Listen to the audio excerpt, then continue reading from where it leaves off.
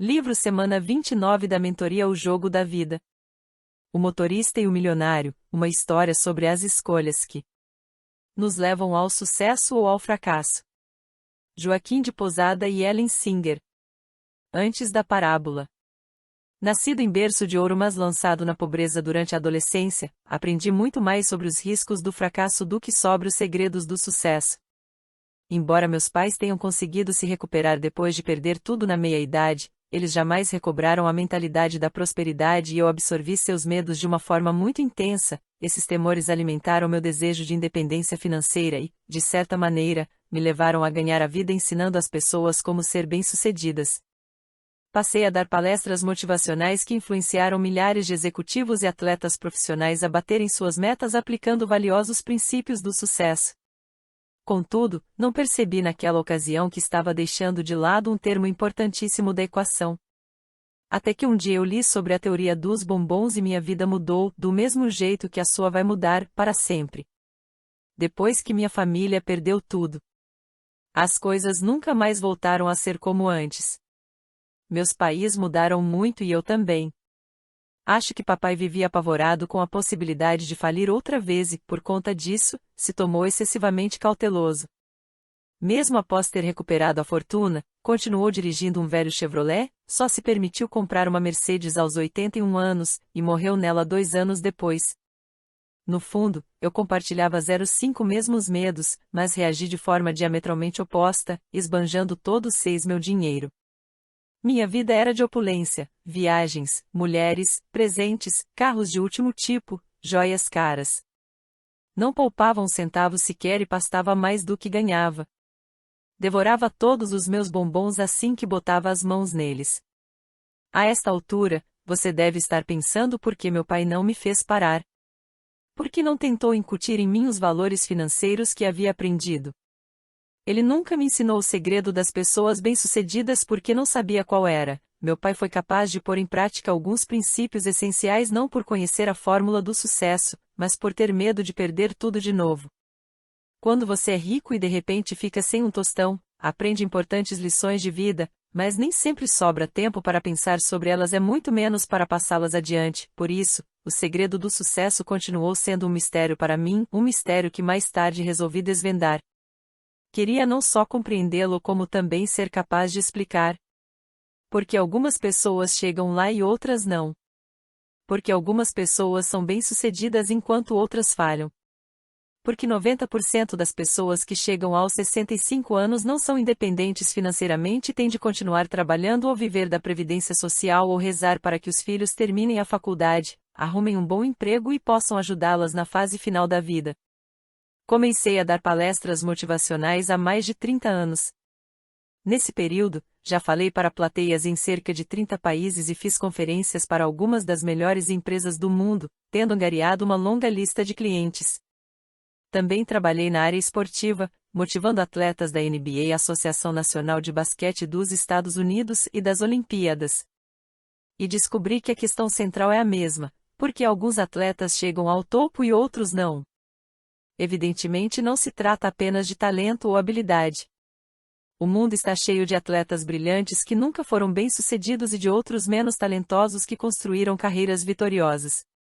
O desejo de desvendar o segredo do sucesso me levou a pesquisar esse tema a fundo. Foi assim que tomei conhecimento de um estudo comportamental realizado por um proeminente psicólogo americano, o Dr. Walter Mischel. Não vou entrar em detalhes sobre esse estudo neste momento, mas preciso lhe dizer uma coisa agora: eu descobri o segredo, já sei porque algumas pessoas têm sucesso e outras não. É uma lição tão importante que decidi escrever este livro. Preste atenção no que vou lhe dizer: todo mundo tem de aprender a teoria do bombom. Compreendê-la pode significar a diferença entre ser rico e ser pobre. O segredo do sucesso deve ser transmitido a todas as crianças do mundo. Ensinei-o à minha filha, agora quero passá-lo a você, para que repasse aos seus filhos. Este livro é para empresários, funcionários e colaboradores, para atletas e pessoas que querem vencer na vida, para professores, que têm enorme responsabilidade de educar nossos jovens, e, sem dúvida, para os adolescentes que querem mudar de atitude, a fim de alcançar sucesso na vida. Mas, antes de começar a leitura da parábola do bombom, reflita a respeito desta história. 3 rãs desciam o rio em cima de uma folha. Uma delas decide mergulhar. Quantas rãs permanecem em cima da folha? A maioria das pessoas vai responder 2. Errado, as 3 rãs continuam em cima da folha. Como assim? Ora, decidir pular e realmente pular são 2 coisas completamente diferentes. Quantas vezes você decidiu fazer dieta para perder peso e descobriu 3 meses depois que os números da balança não se alteraram? Quantas vezes resolveu parar de fumar, mas não resistiu e acendeu um cigarro na primeira vez que saiu com os amigos? Quantas vezes tomou a decisão de arrumar seu quarto no fim de semana, mas na segunda-feira a bagunça estava pior do que antes? Se isso soa familiar e gera algum sentimento de identificação, espero que você realmente decida ler este livro e aplicar seus ensinamentos, o que lhe permitirá dar um salto para o sucesso. O filósofo e ensaísta inglês Francis Bacon declarou: saber é poder. Ele estava certíssimo, mas faltou uma palavra para que sua afirmativa fosse à prova de erros: usar o saber é poder. Se você sabe, mas não usa seu conhecimento, então não sabe.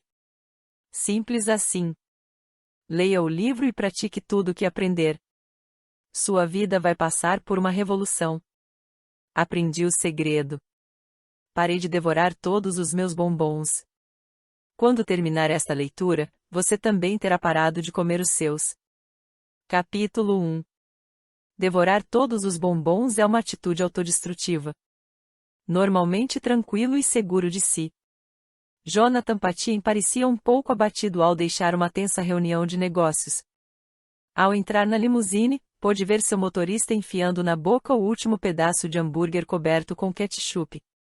Arthur, você está comendo bombom de novo, disse, em tom de reprovação. Bombom? Arthur ficou surpreso tanto pela rispidez do chefe como por suas palavras. O magnata do mercado de tecnologia era conhecido por usar e abusar de metáforas. Para falar a verdade, era um Big Mac. Não ligo muito para doces, nem me lembro da última vez que comi um bombom, deve ter sido na Páscoa. Calma, Arthur. Sei que você não estava comendo um bombom de verdade, só que passei a manhã ao lado de devoradores de bombons e fiquei decepcionado ao ver você fazendo a mesma coisa. Estou sentindo que vem uma história por aí, Sr. Patien. Isso mesmo, Arthur. Vou contá-la a caminho de casa. A Esperança está preparando uma magnífica paella, que você adora, se me recordo bem. Pedi a ela que começasse a servir às 13 horas, ou seja, daqui a 20 minutos, o que vai coincidir com o ponto central da minha história, como você verá. Mas o que o bombom tem a ver com isso? Paciência, Arthur, paciência. Logo, logo você vai saber. Arthur deu partida na luxuosa limusine Lincoln e se embrenhou suavemente no trânsito do centro da cidade, depois, enfiou o exemplar do New York Times com as palavras cruzadas quase terminadas no parasol do lado do carona. Jonathan Patien acomodou-se no assento de couro do banco traseiro e começou a falar. Aos 4 anos, participei de um estudo que mais tarde se tornou bastante conhecido. Não que eu fosse uma criança especial.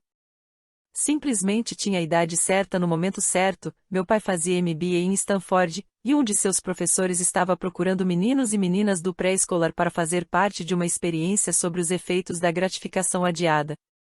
Basicamente tratava-se do seguinte: crianças como eu eram deixadas sozinhas numa sala. Um adulto entrava e colocava um bombom na nossa frente. Em seguida, dizia que precisava sair por 15 minutos e avisava que, se a gente não comesse o doce enquanto ele estivesse fora, ganharia um segundo bombom na sua volta. 2 por 1. Um investimento com 100% de retorno. Mesmo para uma criança de 4 anos, era uma situação bem interessante, comentou Arthur com humor. Com certeza. Mas, aos 4 anos, 15 minutos é um tempo muito longo. E, sem um adulto por perto para dizer não, era muito difícil resistir à tentação, lembrou Jonathan. E o senhor comeu o bombom? Não, mas fiquei tentado uma dúzia de vezes. Cheguei a lambê-lo. Estava morrendo de vontade de saborear aquele bombom. Tentei cantar, dançar, qualquer coisa que me distraísse. Depois do que pareceu horas de espera, a simpática mulher voltou. E ela lhe deu mais um bombom. Deu sim, e foram os 2 melhores bombons que já comi na minha vida. E qual era o propósito da experiência? Eles lhe disseram? Perguntou o motorista. Não na época. Só vim a saber muitos anos depois. Os mesmos pesquisadores fizeram o possível para encontrar o maior número de crianças do bombom. No primeiro estudo éramos cerca de 600, eu acho, e pediram aos pais que avaliassem os filhos em uma série de habilidades e características pessoais. E o que seus pais disseram a seu respeito? Nada, eles nunca receberam o questionário. Naquela altura, eu já estava com 14 anos e nós havíamos nos mudado algumas vezes. Contudo, os pesquisadores encontraram umas 100 famílias do bombom, e os resultados foram impressionantes. Descobriram que as crianças que não comeram o doce, e até aquelas que resistiram à tentação por mais tempo, safam-se melhor na escola, tinham mais facilidade para se relacionar socialmente e administravam o estresse melhor que as crianças que devoraram o bombom assim que o adulto saiu da sala. Aqueles que resistiram tiveram mais sucesso do que os que comeram a guloseima. Com certeza, o senhor se encaixa na definição dos bem-sucedidos, disse Arthur, mas ainda não entendi como não ter comido um bombom aos 4 anos poderia transformá-lo em um bilionário da web aos 40. É claro que não é uma consequência direta. Mas a capacidade de adiar a gratificação por iniciativa própria provou ser um forte indicador de realização. Por quê? Vamos voltar ao comentário que eu fiz quando o vi comendo aquele Big Mac.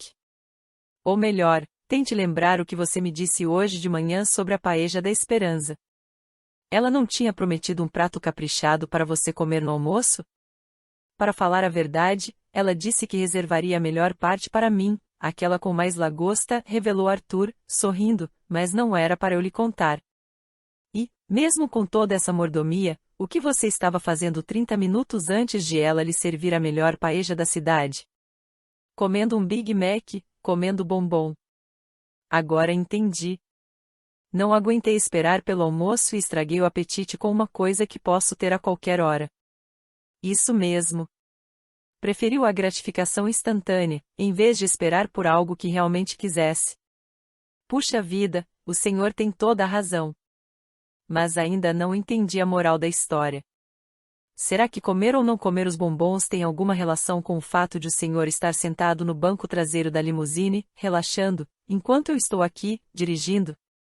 Arthur, o que posso lhe dizer é que acredito que a capacidade de adiar a gratificação faz toda a diferença do mundo. Amanhã, no trajeto até o escritório, eu lhe explico um pouco mais sobre a teoria do bombom. Espero você às 9 horas. Estou ansioso pelo almoço delicioso que está me esperando. E você, Arthur? O que vai fazer? Ficar longe da esperança até que tenha apetite de novo. Arthur saltou, abriu a porta do carro e depois a da casa para Jonathan Patien. Além de lhe pagar um bom salário, o Sr. Patien lhe ensinara lições valiosas nos últimos 5 anos. Embora ainda não entendesse por quê, desconfiava que a teoria do bombom seria a mais importante de todas. Decidido, o motorista saiu da propriedade e foi até o mercado mais próximo. Comprou uma caixa de bombons. Capítulo 2. Pessoas bem-sucedidas cumprem suas promessas. Bom dia, Sr. Patien, estou na expectativa de que vai manter a promessa e me explicar a teoria do bombom. Não consigo parar de pensar nela.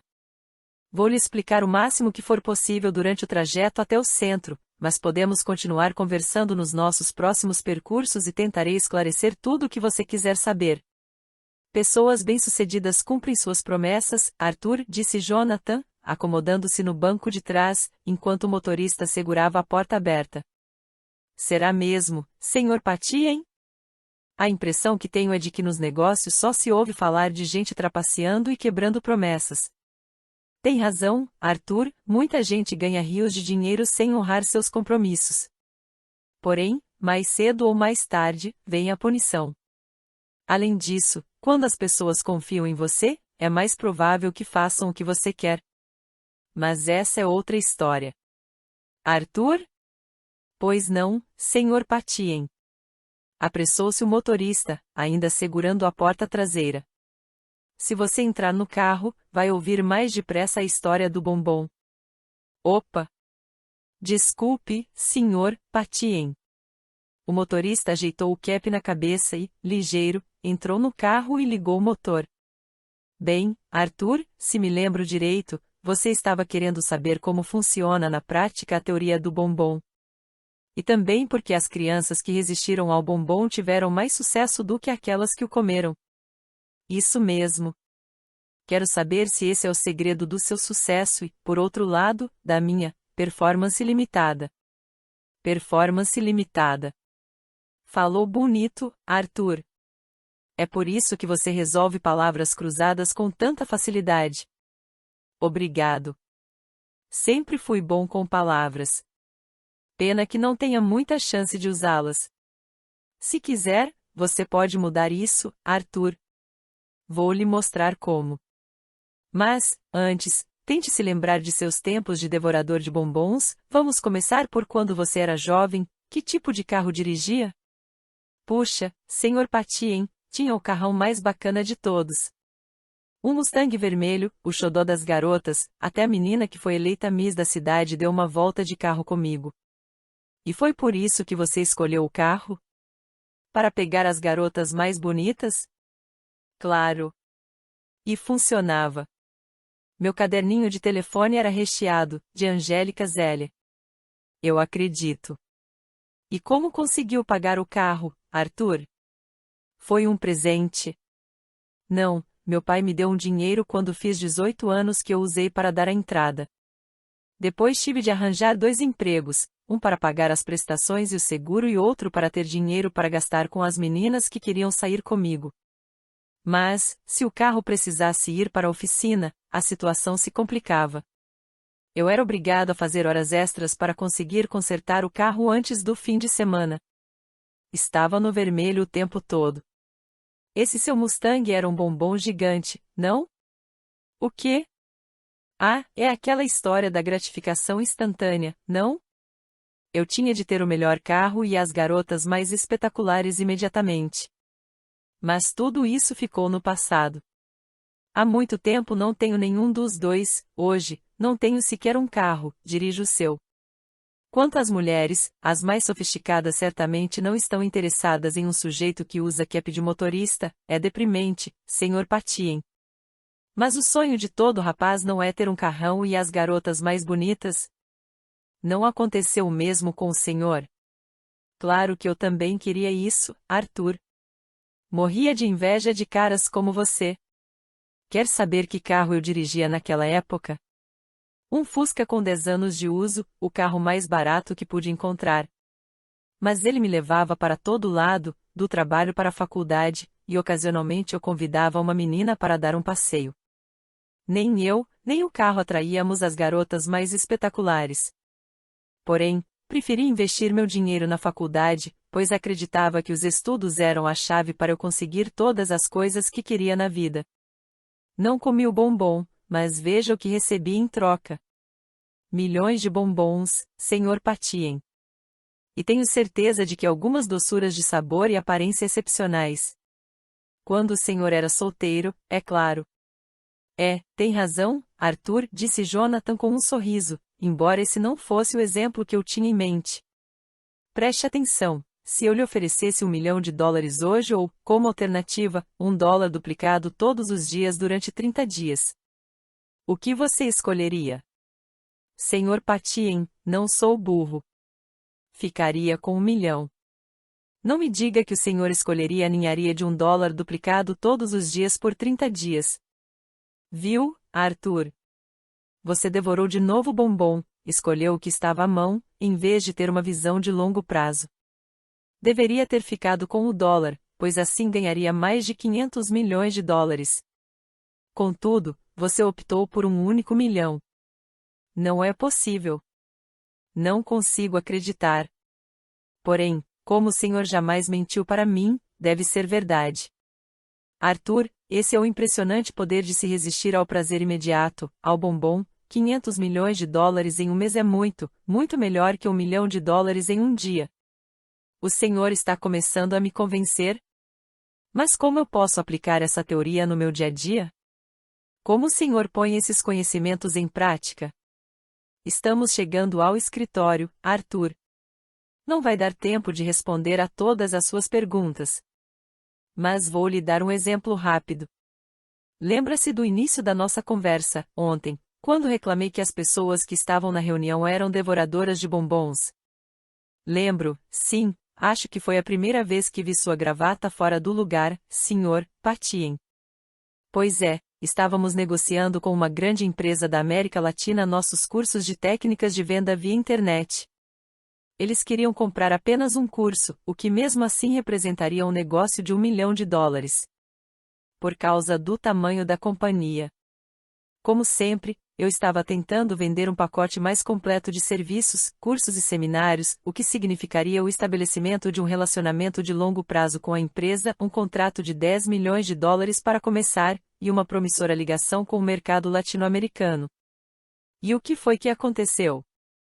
Como o presidente da empresa não estava na cidade, seu vice entrou em contato para marcar uma reunião conosco. Nosso vice-presidente de vendas foi ao encontro e fechou o negócio do jeito que o vice-presidente deles disse que queria, um pacote de $1 milhão. O que ele deveria ter feito era se distanciar da solução mais fácil e sondar para descobrir que outras necessidades aquele cliente tinha. Mas ele preferiu o bombom, em vez de investir numa parceria mais sólida que poderia nos trazer, no futuro, ganhos de $10 milhões. Isso acontece o tempo todo, Arthur, em milhares de empresas no mundo inteiro. Então sua empresa fechou uma venda de $1 milhão. Não exatamente o que o senhor queria, mas também nada de se jogar fora, né? Não assinamos nada até agora, e a situação está cada vez pior.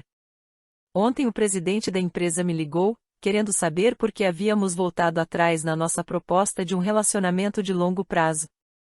Ele achou que tínhamos faltado com a nossa palavra. Ficou ofendido e se recusou a assinar qualquer contrato com uma empresa que só pensava em ganhos imediatos e não se dispunha a encontrar uma solução que atendesse de verdade às necessidades da sua companhia. Ele não queria negociar com devoradores de bombons. Exatamente. É possível que tenhamos perdido o negócio de 10 milhões e o de 1 milhão também, porque comemos o bombom. Será que ainda dá para contornar essa crise? É o que vou descobrir hoje, Arthur. Seja como for, este será um longo dia, talvez uma longa noite também. Você pode voltar para casa. Ligarei quando precisar que venha me buscar. Boa sorte, Sr. Patien. Vou ficar torcendo. Obrigado, Arthur. O motorista voltou para a propriedade dos Patien, estacionou na espaçosa garagem, grande 6 bastante para 6 carros e se dirigiu para seu apartamento, na antiga casa do caseiro. Onde morava de graça. Levava uma vida confortável. Sem estresse e com poucas despesas fixas. Contudo, passados 5 anos, o que tinha para mostrar? Nenhum tostão no banco e 60 pratas na carteira, e nenhum plano de longo ou sequer de médio prazo. Ele não sabia o que seria da sua vida nem mesmo na próxima semana. Arthur respirou fundo e entrou no apartamento decorado com simplicidade. Pegou a caixa de bombons que havia comprado na véspera, abriu-a e ia colocando um na boca quando, de repente, parou e o deixou em cima da mesinha de cabeceira.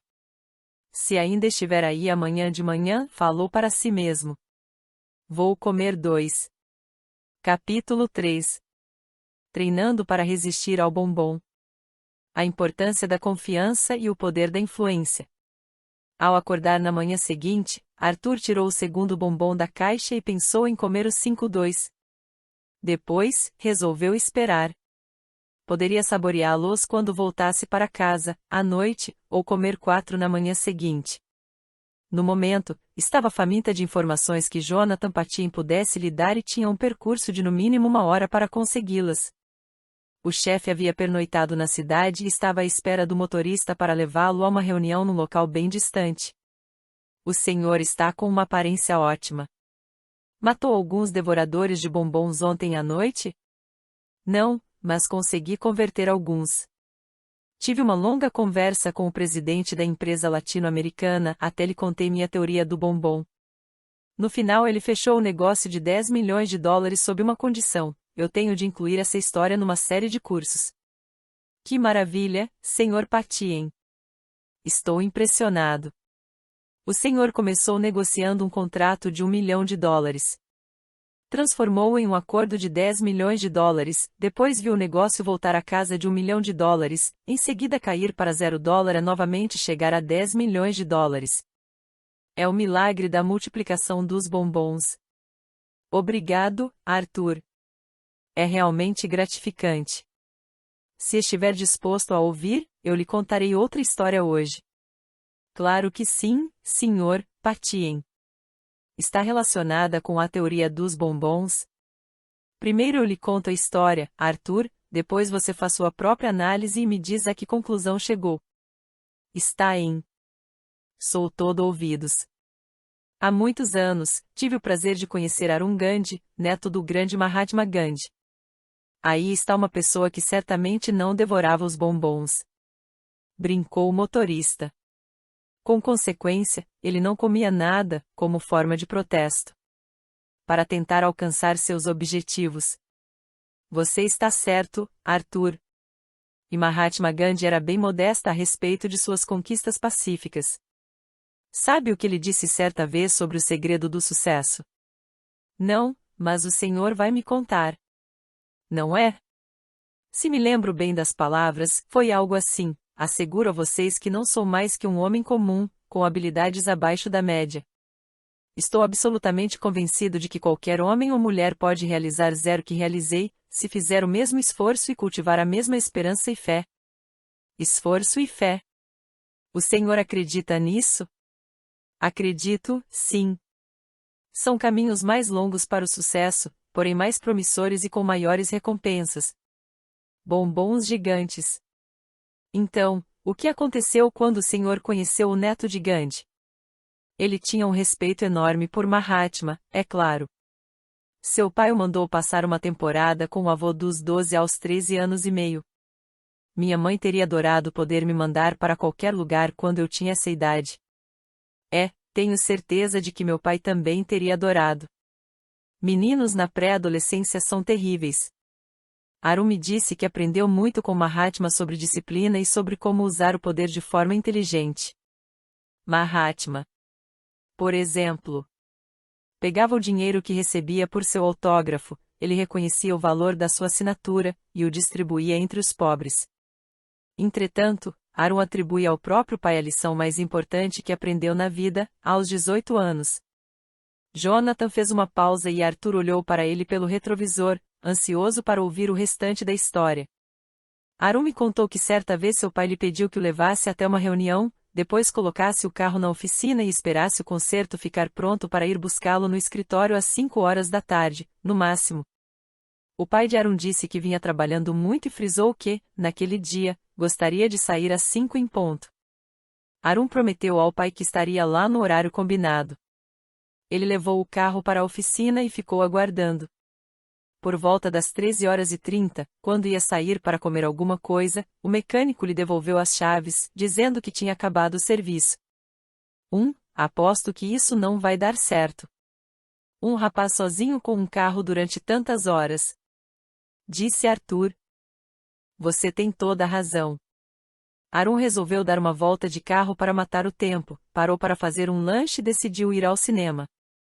Acabou se distraindo com o filme e não se lembrou de olhar para o relógio até que a sessão terminou, às 17h30, correu para o estacionamento e dirigiu o mais rápido que pôde até o escritório, sozinho e de pé, o pai esperava o filho na frente do prédio. Arun pulou do carro e pediu desculpas pelo atraso. O pai perguntou: filho, o que aconteceu com você? Fiquei muito preocupado. O que aconteceu? Arun respondeu: foram aqueles estúpidos mecânicos, pai. Não conseguiam descobrir o que havia de errado com o carro e só terminaram o conserto ainda há pouco. Vim assim que pude. E qual foi a reação do pai? Arthur quis saber. Ele ficou calado, não contou ao filho que tinha telefonado para a oficina, sendo informado de que o carro estava pronto desde o início da tarde. Sabia que o filho havia mentido. Que atitude você acha que o pai tomou? Deu uma tremenda bronca no garoto? Não. Eu também pensei que ele tivesse feito isso, mas estava errado. Colocou o filho de castigo por uma semana e o proibiu de usar o carro? Não. Proibiu de ver a namorada, ou mesmo de conversar com ela por telefone, durante um mês? Não. Ok. Desisto. O que foi que ele fez? O pai entregou as chaves do carro para Arun e lhe disse: Filho, vá para casa de carro. Eu vou a pé. O quê? Arun ficou tão espantado quanto você e fez essa mesma pergunta ao pai. Afinal, do escritório até a casa deles, era uma caminhada de 15 quilômetros. Agora, escute só a resposta do pai: Filho, se em 18 anos não consegui conquistar sua confiança, devo ser um pai muito ruim. Preciso caminhar para pensar sobre o que fazer para me tornar um pai melhor. Peço desculpas por ter falhado. Sério? E o pai foi realmente caminhando até em casa? Ou só fez uma cena para deixar o garoto com sentimento de culpa? O pai começou a andar. Arun entrou no carro, ligou o motor e foi dirigindo ao lado dele, implorando para que entrasse no carro. O pai não aceitou a oferta e continuou caminhando. Não, filho. Vá para casa, vá para casa.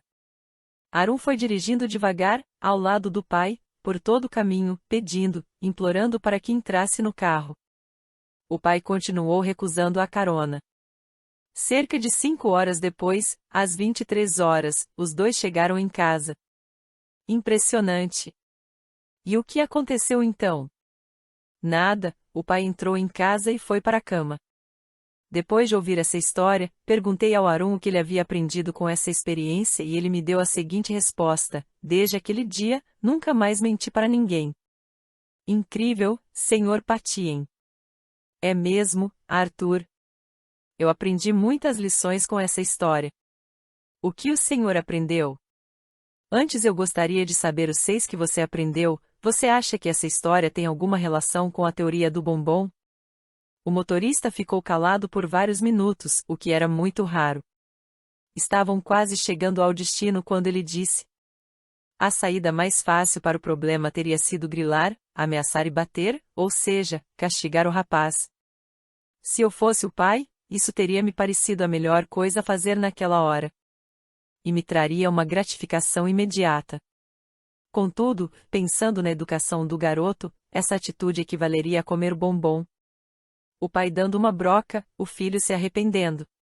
Depois de algum tempo, nenhum dos dois se lembraria mais do incidente.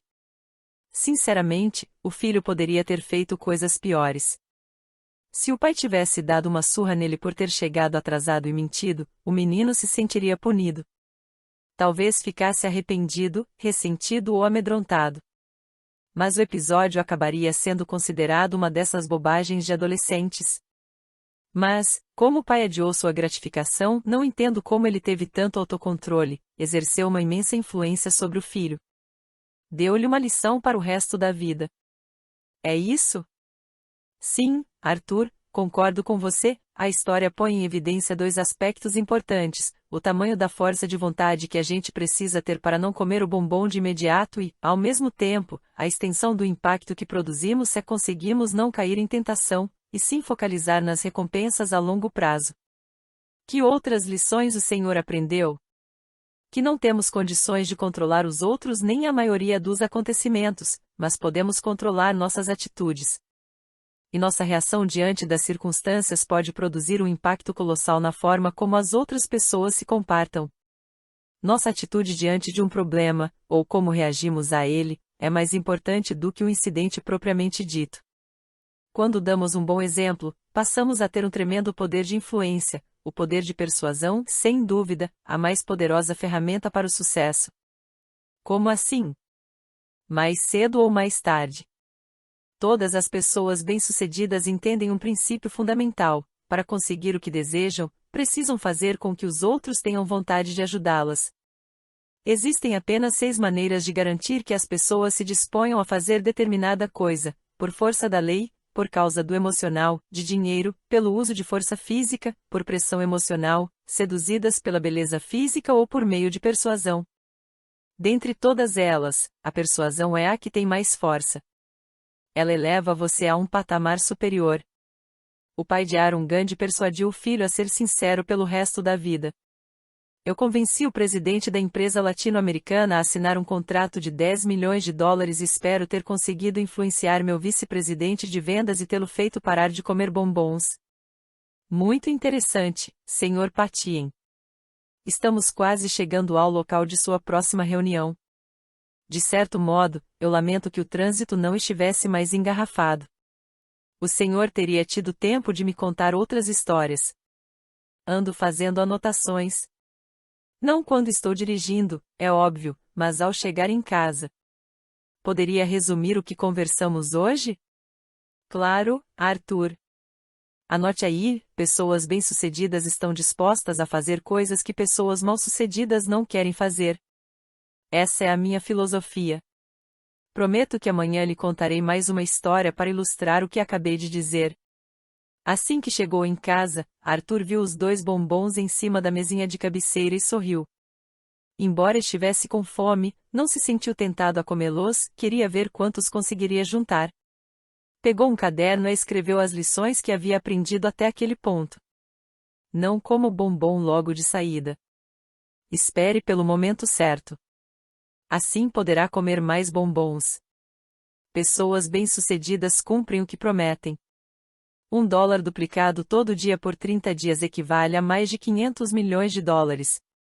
Pense no longo. Para obter o que deseja das pessoas, é preciso que elas confiem em você e queiram ajudá-lo. A melhor maneira de conseguir que as pessoas façam o que você quer é exercendo influência sobre elas. Pessoas bem-sucedidas estão dispostas a fazer coisas que pessoas mal-sucedidas não querem fazer. Capítulo 4. O que as pessoas bem-sucedidas estão dispostas a fazer. Então, Sr. Patien, Arthur foi direto ao assunto assim que Jonathan sentou-se no seu lugar de sempre, no banco traseiro da limusine. Pode me dar alguns exemplos do que as pessoas bem-sucedidas estão dispostas a fazer que as mal-sucedidas não querem realizar? Bom dia, Arthur. Bom dia, não queria ser grosseiro, mas é que estou ansioso para saber o que é preciso para se tornar uma pessoa bem-sucedida. Igual fico satisfeito com seu entusiasmo, Arthur. Não estou nem um pouco ofendido. Vou tentar lhe dar 2 exemplos enquanto você me leva ao centro. Igual obrigado. Já ouviu falar de Larry Bird? O grande jogador de basquete do Boston Celtics? Claro que sim. Mas para o final de sua carreira, bem depois de já ter alcançado a glória e mesmo quando estava jogando com um time abaixo da média para seu padrão, ele tinha o hábito de chegar horas antes dos outros na quadra para executar um minucioso ritual. Ritual? Ele batia a bola bem devagar por toda a quadra, olhando para o piso o tempo inteiro. Por quê? Ele fazia questão de checar cada centímetro igual cada centímetro da quadra para ter certeza de que saberia onde estavam as imperfeições. Assim, caso estivesse com a bola e seu time estivesse ganhando ou perdendo por 1 ponto, ele jamais perderia o controle da bola ao quicá-la num determinado local que pudesse desviá-la. Ele fazia isso em todos os jogos? Incrível! É realmente inacreditável. Um homem que ganhava milhões de dólares, sozinho na quadra, fazendo o que ninguém mais estava disposto a fazer.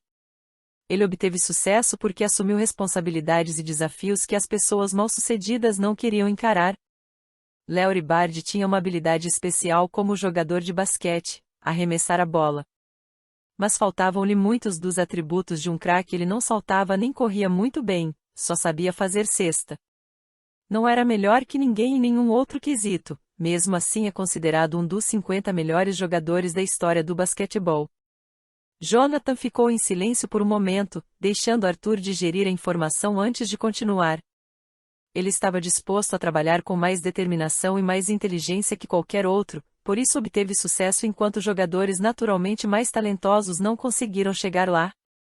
Dizem que ele praticava 300 arremessos por dia após o treino. E mesmo depois de ter chegado ao topo ele manteve rotina?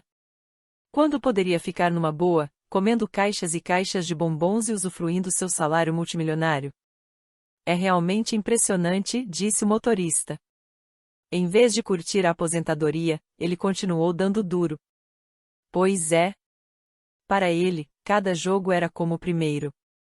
Bard encarava todas as oportunidades de treinar com seriedade, até mesmo quando a concorrência não valia o esforço. Será que há tempo para mais um exemplo, Sr. Patien? Se não se incomodar, é claro. Tem um outro exemplo tirado dos esportes. Já vi você usando um boné do New York Yankees. Torce por eles? Adoro beisebol. Sempre que dá, vou ver os Yankees jogarem. Já ouviu falar do receptor Jorge Posada? Arthur balançou a cabeça afirmativamente. Quando Jorge era bem mais jovem, seu pai, Jorge, perguntou-lhe se gostaria de jogar na primeira divisão de beisebol dos Estados Unidos. Jorge Luiz é olheiro do time Colorado Rockies e já jogou na equipe olímpica de Cuba, de modo que conhece muito bem não só beisebol como também outros esportes. O rapaz respondeu que sim, claro, quero ser jogador profissional e participar dos campeonatos mais importantes. O pai virou-se para ele e disse: então, a partir de amanhã, você será receptor. Posada protestou, mas, pai, sou defensor da segunda base, não receptor.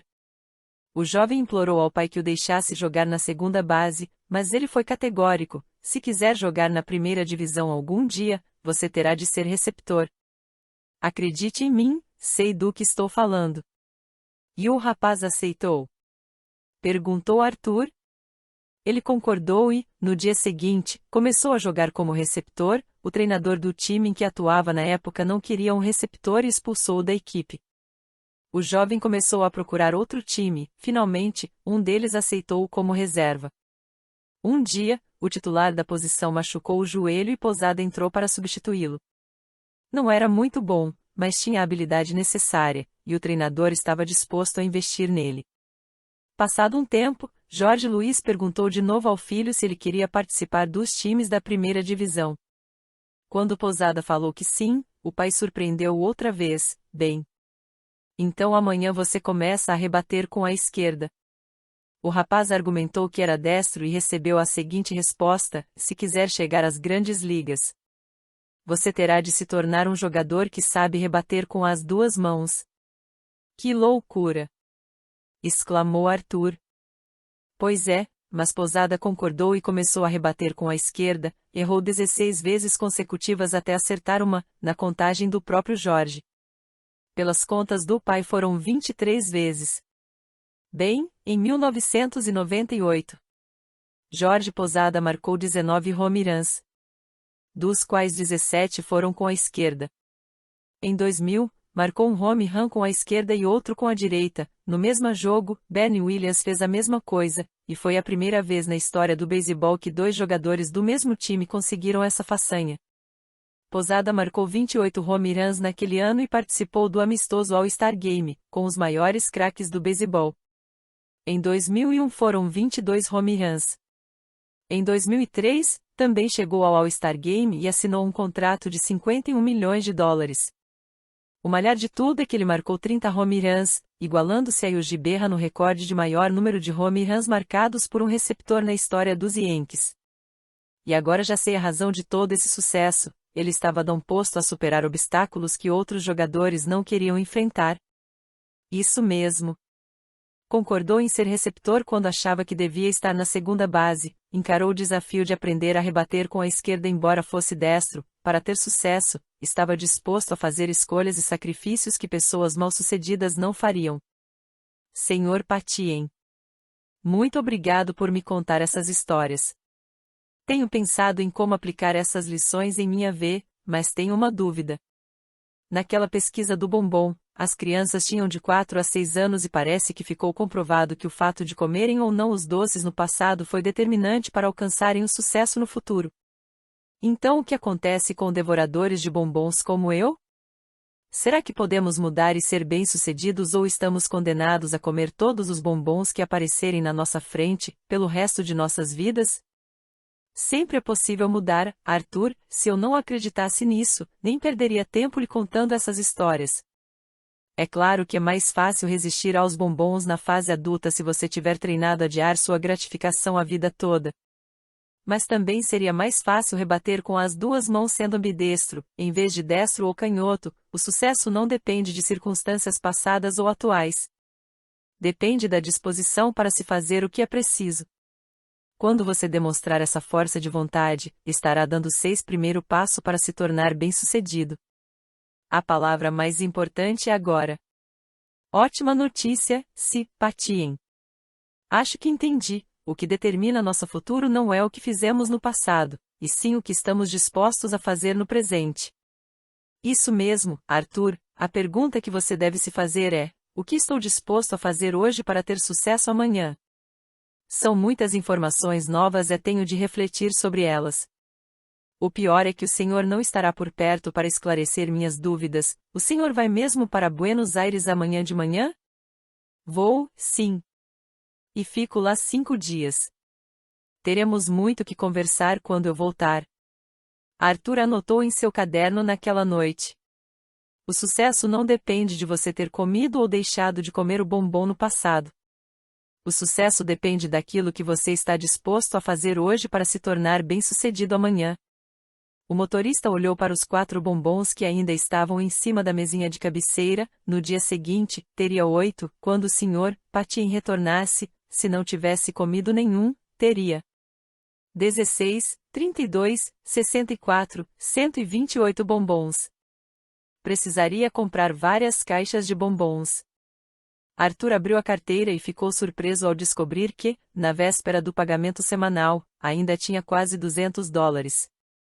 Como era possível? Em geral, no dia em que depositavam seu salário, ele estava com $20 no bolso. Isso quando não ficava sem um tostão e tinha de catar moedas espalhadas pelo carro. Normalmente ele ficava confuso, sem saber para onde o dinheiro tinha ido. Agora estava perplexo, sem saber para onde o dinheiro não tinha ido. Ansioso por descobrir a razão de ainda ter tanto dinheiro, Arthur pegou o caderno e fez uma lista. Dinheiro economizado comendo em casa, $70. Ele não perdeu nenhuma das refeições preparadas por Esperança durante toda a semana. Ficou mais tempo em casa, muito mais, estava sempre presente na hora do almoço e do jantar. O atual emprego oferecia uma mordomia e tanto, ele não precisava gastar dinheiro com comida, podia fazer todas as refeições na casa do Sr. Patien, e o melhor é que os pratos eram preparados por uma cozinheira de mão cheia. No entanto, pelo menos 2 vezes por dia, ele parava numa lanchonete para comer um sanduíche ou outra bobagem qualquer. Se poupasse $70 toda semana, teria $3.640 no final do ano. Desde a compra do Mustang aos 18 anos, ele nunca mais conseguirá poupar grandes quantias. Dinheiro economizado indo com menos frequência a bares, $50.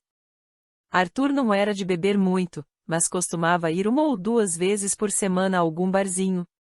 Gastava, no mínimo, $20 por noite, isso quando não pagava bebida para um colega ou uma mulher interessante. Esta semana tinha ficado tão envolvido pensando na teoria dos bombons, e em como parar de comê-los, que poupou $50 sem nem mesmo tentar economizar. Se fizesse isso toda semana, teria $2.600 no final do ano. Dinheiro economizado deixando de jogar pôquer por uma semana, o SS50. O motorista ficou tão ocupado fazendo pesquisas na internet, no computador do Sr. Patien, na quinta-feira à noite, que simplesmente se esqueceu do jogo. Ele jogava pôquer muito bem, nunca tinha perdido todo o seu salário, como alguns dos companheiros, mas estaria se enganando se dissesse que ganhava sempre. Normalmente, chegava lá com $100. Às vezes, voltava para casa com $200. Outras vezes, chegava de bolsos vazios. Em média, gastava $50 por semana jogando pôquer. Então, esta semana, ele havia poupado $70 em comida, $50 nos bares e mais $50 no pôquer. Somando os valores dava $170. Semana passada, teria ficado feliz da vida se tivesse $30 na carteira na véspera do pagamento. Inacreditável. A maior despesa de Arthur na semana tinha sido a caixa de bombons. O que aconteceria se poupasse essa quantia todas as semanas? Seria possível? Lógico que sim. Afinal, ele havia acabado de comprovar isso. Mas seria realista? Comer em casa seria fácil. Mesmo que não estivesse lá na hora da refeição, a cozinha sempre estava aberta para ele. Em poucos minutos ele podia preparar um bom bife ou um omelete caprichada. Qual era a vantagem de gastar dinheiro com fast food tendo à disposição uma saborosa comida caseira? Sim, poderia poupar $70 por semana em alimentação, o que representaria uma economia anual de $3.640. E as despesas semanais de $50 em bares? Com certeza, continuaria indo a um barzinho de vez em quando, mas, se diminuísse a frequência dessas saídas, permitisse que os colegas lhe pagassem um drink, para variar, e não ficasse tentando impressionar as garotas, seria fácil poupar $30 por semana, o que significaria $1.560 no final do ano. E o pôquer? Arthur adorava jogar e não queria abrir mão desse prazer, e se não jogasse com tanta assiduidade, participando semana sim, semana não? Economizaria $1.300 por ano. Arthur fez as contas. Economia com comida, $3.640 por ano. Economia com bebida, $1.560 por ano. Economia com jogo de pôquer, USS 1.300 por ano. Total, USS 6.500 por ano. Só de brincadeira, Arthur fez mais um cálculo antes de fechar o caderno. Contou 25 bombons na caixa que comprou. Ao preço de $2,70 a caixa, poderia comprar 400 caixas ou 60 mil bombons com sua poupança anual. Ou, quem sabe, algo mais valioso. A cabeça de Arthur estava fervilhando quando ele foi se deitar. Ele não conseguia parar de pensar no que o Sr. Patini lhe dissera. Ele não estava condenado a viver uma vida de realizações limitadas. O que foi mesmo que lhe disse? Não se lembrava exatamente das palavras, mas era algo assim. O sucesso não depende do passado nem do presente. O sucesso começa quando você se dispõe a fazer coisas que pessoas mal-sucedidas não fariam. Arthur tinha algum tempo livre antes de buscar Jonathan Patini no aeroporto. Foi até uma papelaria e comprou pincéis atômicos e um quadro branco, que pendurou em seu quarto. Em letras bem grandes, escreveu o que tinha aprendido na semana anterior. Não coma o bombom logo de saída. Espere pelo momento certo. Pois assim poderá comer mais bombons. Pessoas bem-sucedidas cumprem o que prometem. $1 duplicado todo dia por 30 dias equivale a mais de $500 milhões. Pense no longo prazo. Para obter o que deseja das pessoas, é preciso que elas confiem em você e queiram ajudá-lo. A melhor maneira de conseguir que as pessoas façam o que você quer é exercendo influência sobre elas. Pessoas bem-sucedidas estão dispostas a fazer o que pessoas mal-sucedidas não querem fazer. O sucesso não depende do passado nem do presente. O sucesso começa quando você se dispõe a fazer coisas que pessoas mal-sucedidas não fariam. Logo abaixo, ele fez a seguinte pergunta: o que estou disposto a fazer hoje para ter sucesso amanhã? E listou as seguintes respostas: fazer as refeições em casa. Gastar menos em bares. Jogar pôquer 2 vezes ao mês, em vez de uma vez por semana. Pensar a longo prazo.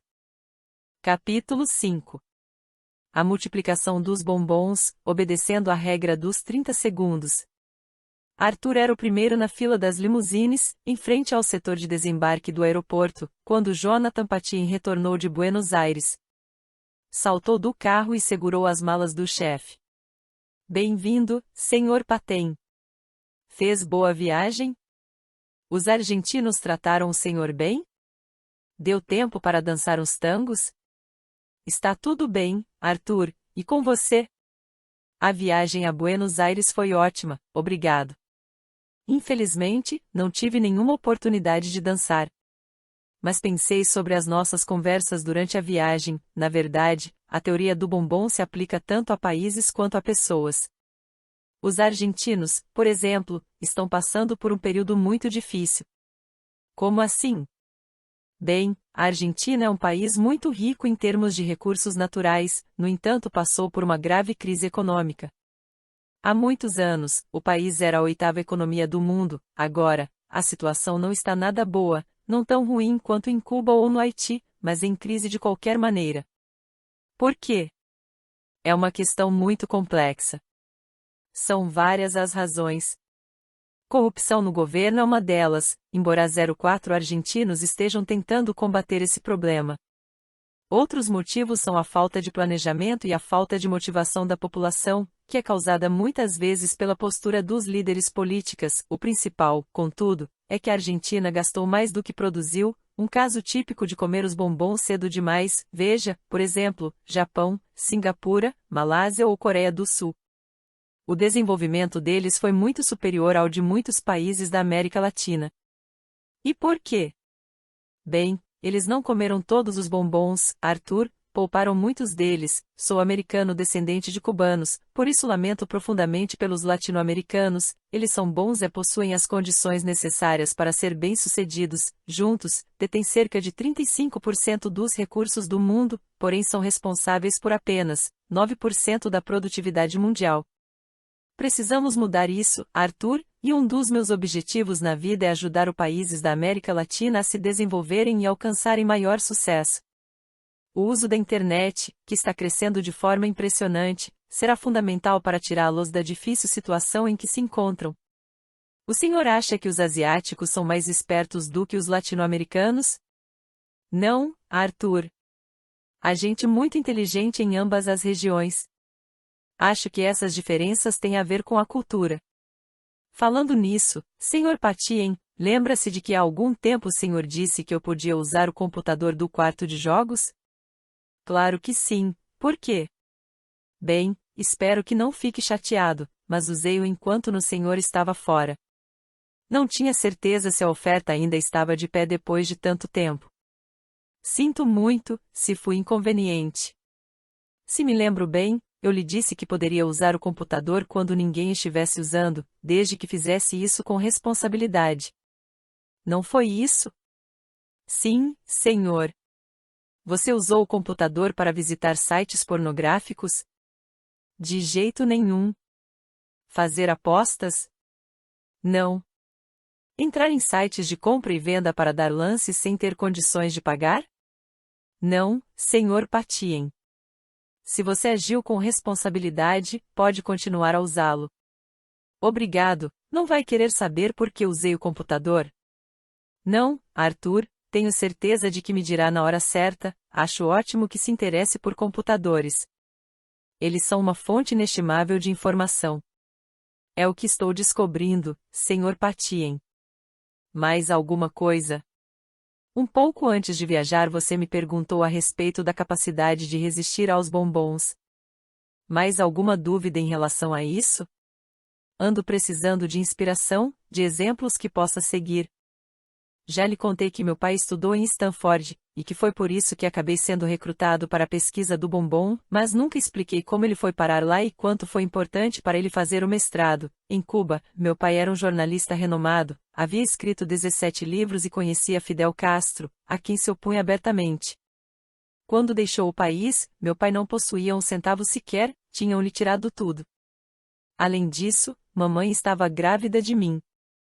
Naquela fase, ele aceitava qualquer emprego que aparecesse, mas, por menor que fosse o salário, sempre dava um jeito de poupar alguma coisa.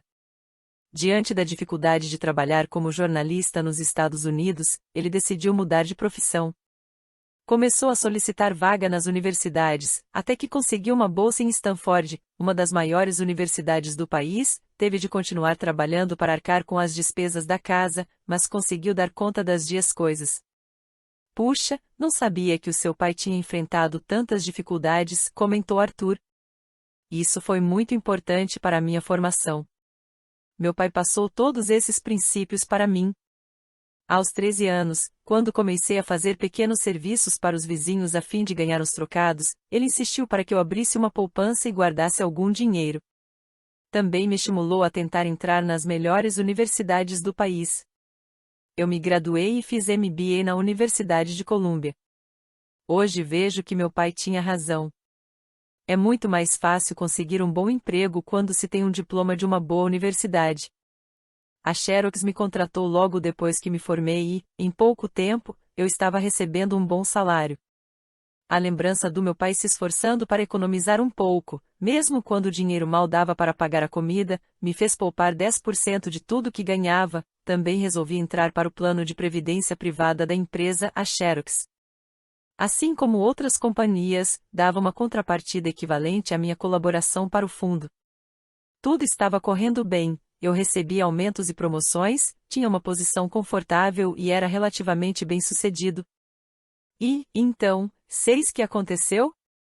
Soube que havia uma empresa da internet que estava em dificuldades e tive de tomar uma decisão: ficar na Xerox e continuar subindo gradualmente os degraus da carreira corporativa no aventurar-me a obter um sucesso muito maior no empreendimento próprio.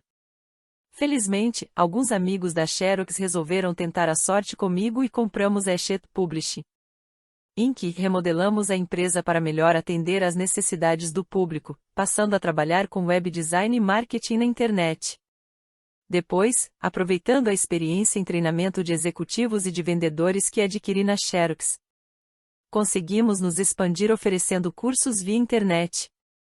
Em vez de ir atrás de vários clientes pequenos, nos concentramos em fechar contrato com uma grande corporação, o que traria um lucro milionário, além da valorização da marca.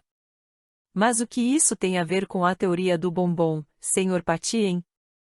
O ponto que quero enfatizar, Arthur, é que um bocado de gente poderia ter feito o que fizemos com a Escher Publishing. Devem existir milhares de especialistas em treinamento para executivos no mundo que poderiam ter adaptado suas habilidades de ensino aos requisitos técnicos da internet. Além disso, metade deles deve ter experiência suficiente em vendas para reconhecer o poder de não comer o bombom, ou seja, não abocanhar os pequenos clientes, e sim esperar pelos maiores e mais importantes. Mas nenhuma outra empresa fez isso. Fomos a primeira, mas muitas outras já tentaram desde que entramos no mercado. E muitas ainda vão ficar no nosso encalço. O que o senhor faz para se manter na liderança? Bom, Arthur, vou lhe mostrar algo que meu pai me deu quando eu era bem jovem. Jonathan pegou a carteira, tirou de lá um pequeno pedaço de papel, desdobrou e leu. Todas as manhãs uma gazela acorda na África. Ela sabe que precisa correr mais rápido que o mais veloz dos leões ou será morta. Todas as manhãs um leão acorda na África. Ele sabe que precisa correr mais rápido que a mais vagarosa das gazelas ou morrerá de fome. Não importa se você é um leão ou uma gazela, quando o sol aparecer, o melhor que tem a fazer é correr. Puxa, que provérbio excelente! É por isso que o guardo na carteira há quase 20 anos, Arthur. Acredito que temos de estar preparados todos os ES para correr mais rápido que os concorrentes e nos manter atualizados e atentos às demandas do mercado. Existe algum outro segredo para se obter sucesso? Temos de obedecer à regra dos 30 segundos. Qualquer um que domine essa regra vai ser mais bem-sucedido do que alguém que não sabe usá-la, mesmo que essa pessoa seja mais inteligente, mais talentosa e mais bonita. Que regra é essa? Não importa o que você faça para sobreviver. No fundo, relacionar-se com as outras pessoas é o principal negócio. São elas que vão decidir, nos 30 segundos iniciais do primeiro encontro, se querem ou não estabelecer uma relação com você. Então, ou você causa uma boa impressão logo de cara ou pode esquecer. Mais ou menos. Se as pessoas decidirem que gostam de você, tudo a seu respeito será visto sob uma luz favorável. Você dá pulinhos de alegria quando fecha uma venda? Alguém que goste de você vai elogiar seu entusiasmo, alguém que não goste dirá que isso é idiotice. Um entrevistador que simpatize com você poderá interpretar suas boas maneiras como sinal de que é atencioso, um que não goste poderá considerá-lo fraco. Se o gerente do departamento respeitar você, verá sua autoconfiança como força de caráter, se não, vai sair por aí dizendo que você é arrogante. E tudo isso com base na percepção? O que é genialidade para um é pura estupidez para outro. Tudo depende de como você é visto pelas outras pessoas, capture essa percepção e terá capturado o coração da pessoa. A regra dos 30 segundos é um mandamento empresarial do qual você pode tirar partido, Arthur. Já que tem o dom de se relacionar com os outros. Isso será de grande utilidade para você? Obrigado, isso significa muito para mim, sobretudo vindo do Senhor. Alguns especialistas estimam que 20% do nosso sucesso financeiro é resultado das nossas habilidades, dos nossos talentos pessoais e da nossa experiência, enquanto os 80% restantes vêm da nossa capacidade de nos relacionar com os outros e conquistar sua confiança e seu respeito. Esteja você numa entrevista de emprego ou pedindo um aumento salarial ou vendendo um produto ou serviço, quanto melhor se relacionar com as pessoas, maiores serão as chances de conseguir o que quer. Faz sentido, Sr. Patien. Conheci muitas pessoas que se achavam inteligentes, e provavelmente até eram, porém elas agiam de maneira tão grosseira e desagradável que não dava para confiar nelas. Por outro lado, conheci pessoas que me davam a impressão de que tinham algo de valor para dizer, mesmo que eu não soubesse a ser certo suas qualificações. Por que você gostava delas? Acho que sim. Por mais que se diga que as aparências ensinam e que não devemos julgar as pessoas antes de realmente conhecê-las, nós fazemos isso o tempo todo. Você tem toda a razão. Parabéns por reconhecer essa verdade. Como já lhe disse, você é perito nesse departamento de simpatia. Nem sei como lhe agradecer por me contar histórias tão inspiradoras, Sr. Patien. Imagine, Arthur. O senhor vai precisar de mim nas próximas horas? Se não, vou aproveitar para resolver umas coisas no centro. Não tenho planos de sair, Arthur. Vá em frente, vejo você amanhã pela manhã. Depois de deixar Jonathan Patien em casa, Arthur foi ao banco, abriu uma poupança e depositou o dinheiro que conseguirá economizar até ali. Ainda faltavam alguns dias para receber o próximo salário, mas ele sabia que os $50 que estavam na sua carteira seriam suficientes para passar o fim de semana, sem ficar quebrado. Do banco, o motorista foi até uma livraria procurar um título que o Sr. Patien lhe recomendara. Em busca de novas fontes de inspiração para sua vida, ele queria aproveitar o fim de semana para se dedicar à leitura. Depois de comprar o livro, Arthur parou num bar para tomar um drink, apenas um, afinal, era sexta-feira e ele não era de ferro. De lá, voltou para a casa do patrão, torcendo para que o computador não estivesse sendo usado, pois queria fazer uma pesquisa sobre faculdades e novas oportunidades de carreira. Enquanto isso, Jonathan Patien refletia sobre o recente interesse de seu motorista por computadores e resolveu lhe dar um antigo laptop. Toda a propriedade estava conectada à internet e Arthur poderia usar o computador sempre que quisesse. Embora estivesse cansado da viagem, decidiu ele mesmo entregar o computador, em vez de pedir a um dos empregados da casa que o levasse. A caminhada o ajudaria a livrar-se do estresse provocado pelo longo voo, e ele queria deixar o laptop no quarto de Arthur antes que o motorista voltasse da rua. Seria uma boa surpresa, mas foi Jonathan quem ficou surpreso ao entrar na antiga casa do caseiro e ver algumas novidades extraordinárias. Um quadro com uma lista de ensinamentos que ele havia passado recentemente ao motorista, 12 montinhos de 10 bombons e um com apenas 8. Jonathan fez um cálculo rápido e concluiu que, ao que tudo indicava, Arthur estava duplicando bombons por 7 dias. Se continuasse por mais tempo, a casa logo ficaria atulhada de bombons. Sem disfarçar o riso, saiu sem tocar em nada, levando de volta o computador. Não queria que Arthur se sentisse constrangido, se soubesse que o patrão estivera lá. O empregado poderia entregá-lo mais tarde ou no dia seguinte. Capítulo 6. Uma mentalidade vencedora, a recompensa da gratificação adiada. Na semana seguinte, Arthur estava ocupadíssimo com uma nova missão: devolver caixas e mais caixas de bombons aos mercados da vizinhança. A experiência de duplicar bombons provou ser difícil de administrar e cara. Passados 12 dias, ele tinha mais de 2.000 bombons no seu quarto. Ainda bem que tinha parado de abrir as caixas na segunda semana e, portanto, conseguiu devolver mais de 76 das 82 caixas que comprou. Embora se sentisse um pouco sem jeito de ir de mercado em mercado, colecionando olhares curiosos e comentários dos caixas, estava orgulhoso de si mesmo. Não havia comido nenhum dos bombons. Cumpriu a experiência sem cair em tentação por 12 dias. Gastou $222 em bombons, mas, como não abriu a maioria das caixas, conseguiu recuperar mais de $200, que foram direto para a poupança. A devolução dos bombons, no entanto, não significava que Arthur havia desistido da experiência de duplicar um bombom por dia durante 30 dias. Muito pelo contrário, ele estava determinado a levá-la a cabo. Mas, com o computador emprestado do Sr. Patien, tinha encontrado um modo mais fácil, e bem mais barato, de seguir em frente. Colocou a foto de um bombom num documento e, usando o recurso recortar e colar, pôde visualizar como os números iam crescendo na tela do laptop.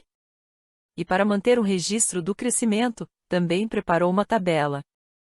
Para melhor visualização, página 66 do livro. Dia 1, 1. Dia 2, 2. Dia 3, 4. Dia 4, 8. Dia 5, 16.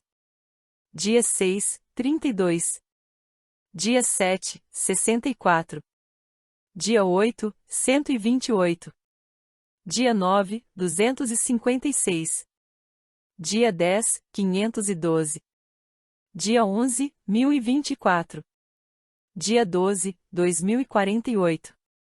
Dia 13, 4096. Dia 14, 8192. Dia 15, 16.384. Dia 16, 32.768. Dia 17, 65.536. Dia 18, 131.072. Dia 19, 262.144. Dia 20, 524.288. Dia 21, 1.048.576. Dia 22, 2.097.152. Dia 23, 4.194.304. Dia 24, 8.388.608. Dia 25, 16.777.216. Dia 26, 339.554.432. Dia 27, 67.108.864. Dia 28, 134.217.728. Dia 29, 268.435.456. Dia 30, 536.870.912. Arthur também começou a classificar aqueles que conhecia como devoradores de bombons e resistentes a bombons.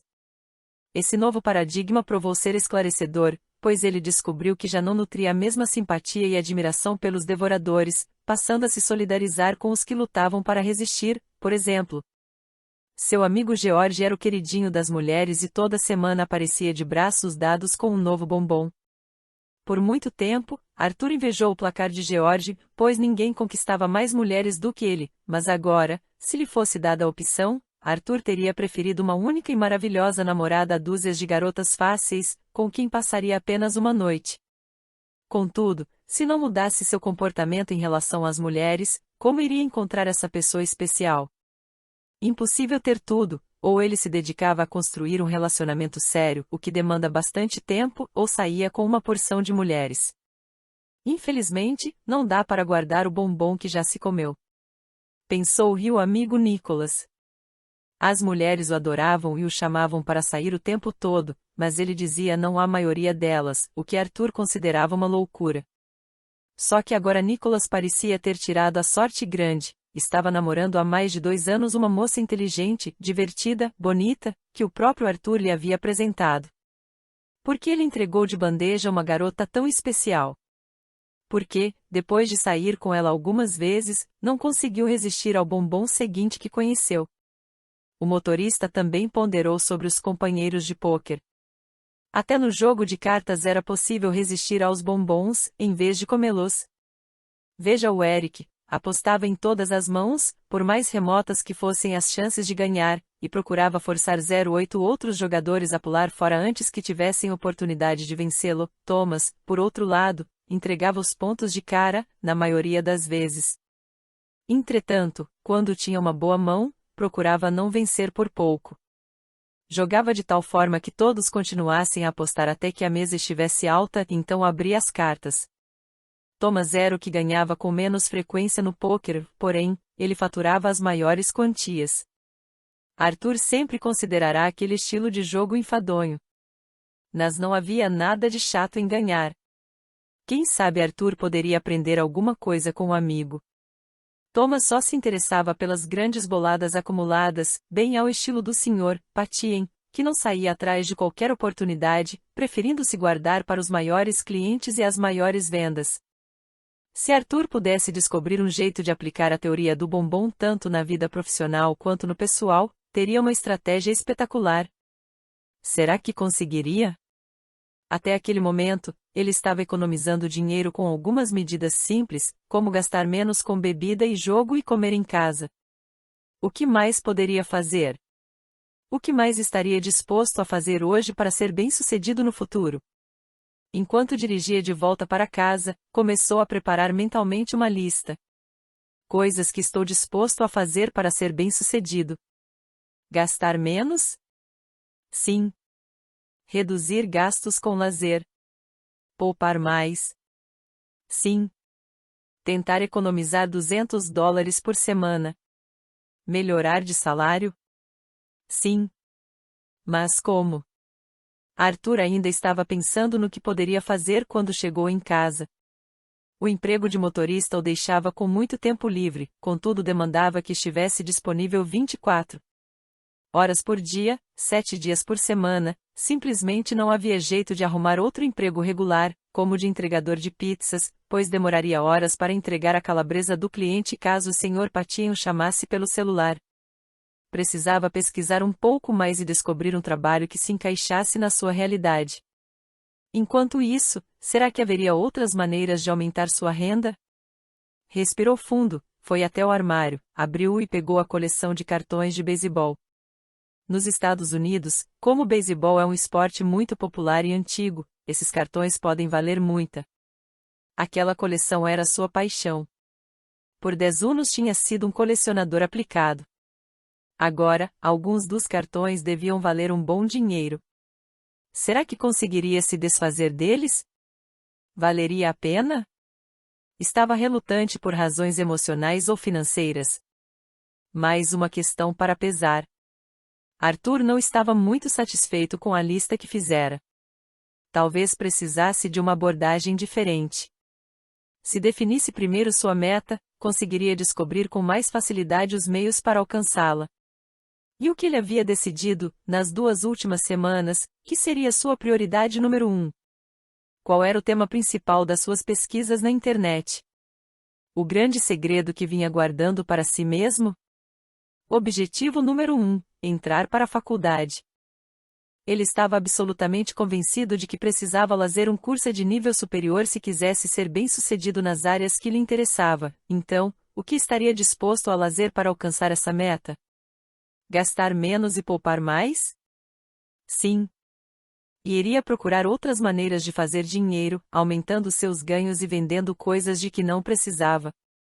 Dinheiro não era, contudo, a única precondição para entrar para a faculdade. Primeiro ele precisava passar para algum curso, anotou uma nova questão. O que estou disposto a fazer para entrar para a faculdade? Estudar 10 horas por semana. Arthur tinha encontrado alguns modelos de provas na internet e livros para estudar na biblioteca. Não havia dúvida de que poderia dedicar pelo menos 2 horas por dia aos estudos. Buscar informações sobre bolsas de estudo e programas de crédito educativo. Arthur ficou surpreso ao descobrir que podia pesquisar na internet quase tudo o que precisava saber sobre as instituições que oferecem bolsas de estudo e os programas de financiamento estudantil. Podia levantar os prazos de inscrição, os critérios de seleção, além de outras exigências. Em alguns casos, podia até mesmo fazer a inscrição pela internet. Visitar as universidades que gostaria de cursar e os programas para bolsistas. O Sr. Patien afirmara que a maior parte do sucesso se baseava no modo como nos relacionamos com os outros. Arthur sabia que, em primeiro lugar, teria de passar nas provas, mas esperava que o contato pessoal pudesse ajudá-lo a obter uma bolsa parcial ou um financiamento estudantil. Aos 28 anos, na condição de motorista e com um currículo escolar medíocre, iria precisar de toda a sua simpatia para ter alguma chance na disputa com jovens estudantes com notas invejáveis. Dar a mim mesmo algum crédito por ter enfrentado o desafio do bombom. Talvez fosse uma besteira, mas Arthur resolveu manter esse item na lista. Afinal de contas, fazia apenas 3 semanas que tinha sido apresentado a história do bombom e já havia feito mudanças substanciais em sua vida. Há alguns minutos, tinha se recriminado por sua lista do que estava disposto a fazer ser tão curta. Ainda estava em dúvida se deveria ou não vender a coleção de cartões de beisebol. Uma atitude positiva o ajudaria a manter o foco. Antes de terminar, escreveu: Daqui a 3 dias vou ter 1 milhão de bombons. Capítulo 7. A equação do bombom. Propósito mais paixão igual paz de espírito. Arthur, faz algumas semanas que conversamos pela primeira vez sobre a experiência do bombom. Essa história causou algum impacto na sua vida? De uma forma que o senhor não acreditaria, o motorista respondeu enquanto dirigia até o centro. Na verdade, posso lhe dizer com a maior precisão há quantos dias o senhor comparou meu Big Mac a um bombom. 29. Como você pode ter tanta certeza? Porque, no dia em que me apresentou a teoria do bombom, o senhor também me falou sobre duplicar $1 todo dia por 30 dias, o que resultaria em mais de 500 milhões de dólares. Achei que seria divertido duplicar bombons e amanhã, o 30º dia, terei 536.870.912 bombons. E, se duplicar outra vez, terei mais de 1 bilhão de bombons. Arthur, não me diga que você tem 500 milhões de bombons guardados em casa. Não, eu precisaria ser milionário para comprar tantos bombons. Não precisa se assustar. Parei de usar bombons de verdade cerca de 2 semanas atrás, pois estavam me custando uma fortuna. Agora tenho simplesmente multiplicado os bombons no computador que o senhor me emprestou. Que lhe dei, Arthur, é todo seu. Obrigado. De nada, Arthur. Posso ver que fiz um bom investimento ao lhe dar o computador. Parece que está descobrindo coisas interessantes com ele. O senhor ficaria surpreso. Sabia que cancelei um encontro com uma garota, na semana passada, porque estava negociando pela internet a venda de alguns dos meus cartões de beisebol? Desistiu de sair com a namorada para trocar cartões de beisebol?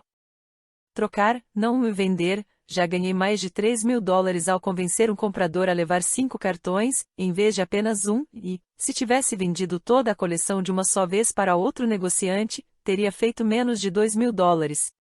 Você não comeu bombom. Parabéns, Arthur. Sua coleção deve valer um bom dinheiro. Estou planejando faturar no mínimo $10.000 vendendo os cartões avulsos ou em pequenos lotes. Fiz avaliação pela internet e também levei minha coleção a alguns revendedores locais. Mais uma vez, meus parabéns. Mas por que você resolveu vender a coleção? Está em dificuldades financeiras? Não, muito pelo contrário, estou economizando. Só que, por enquanto, prefiro não lhe contar por quê.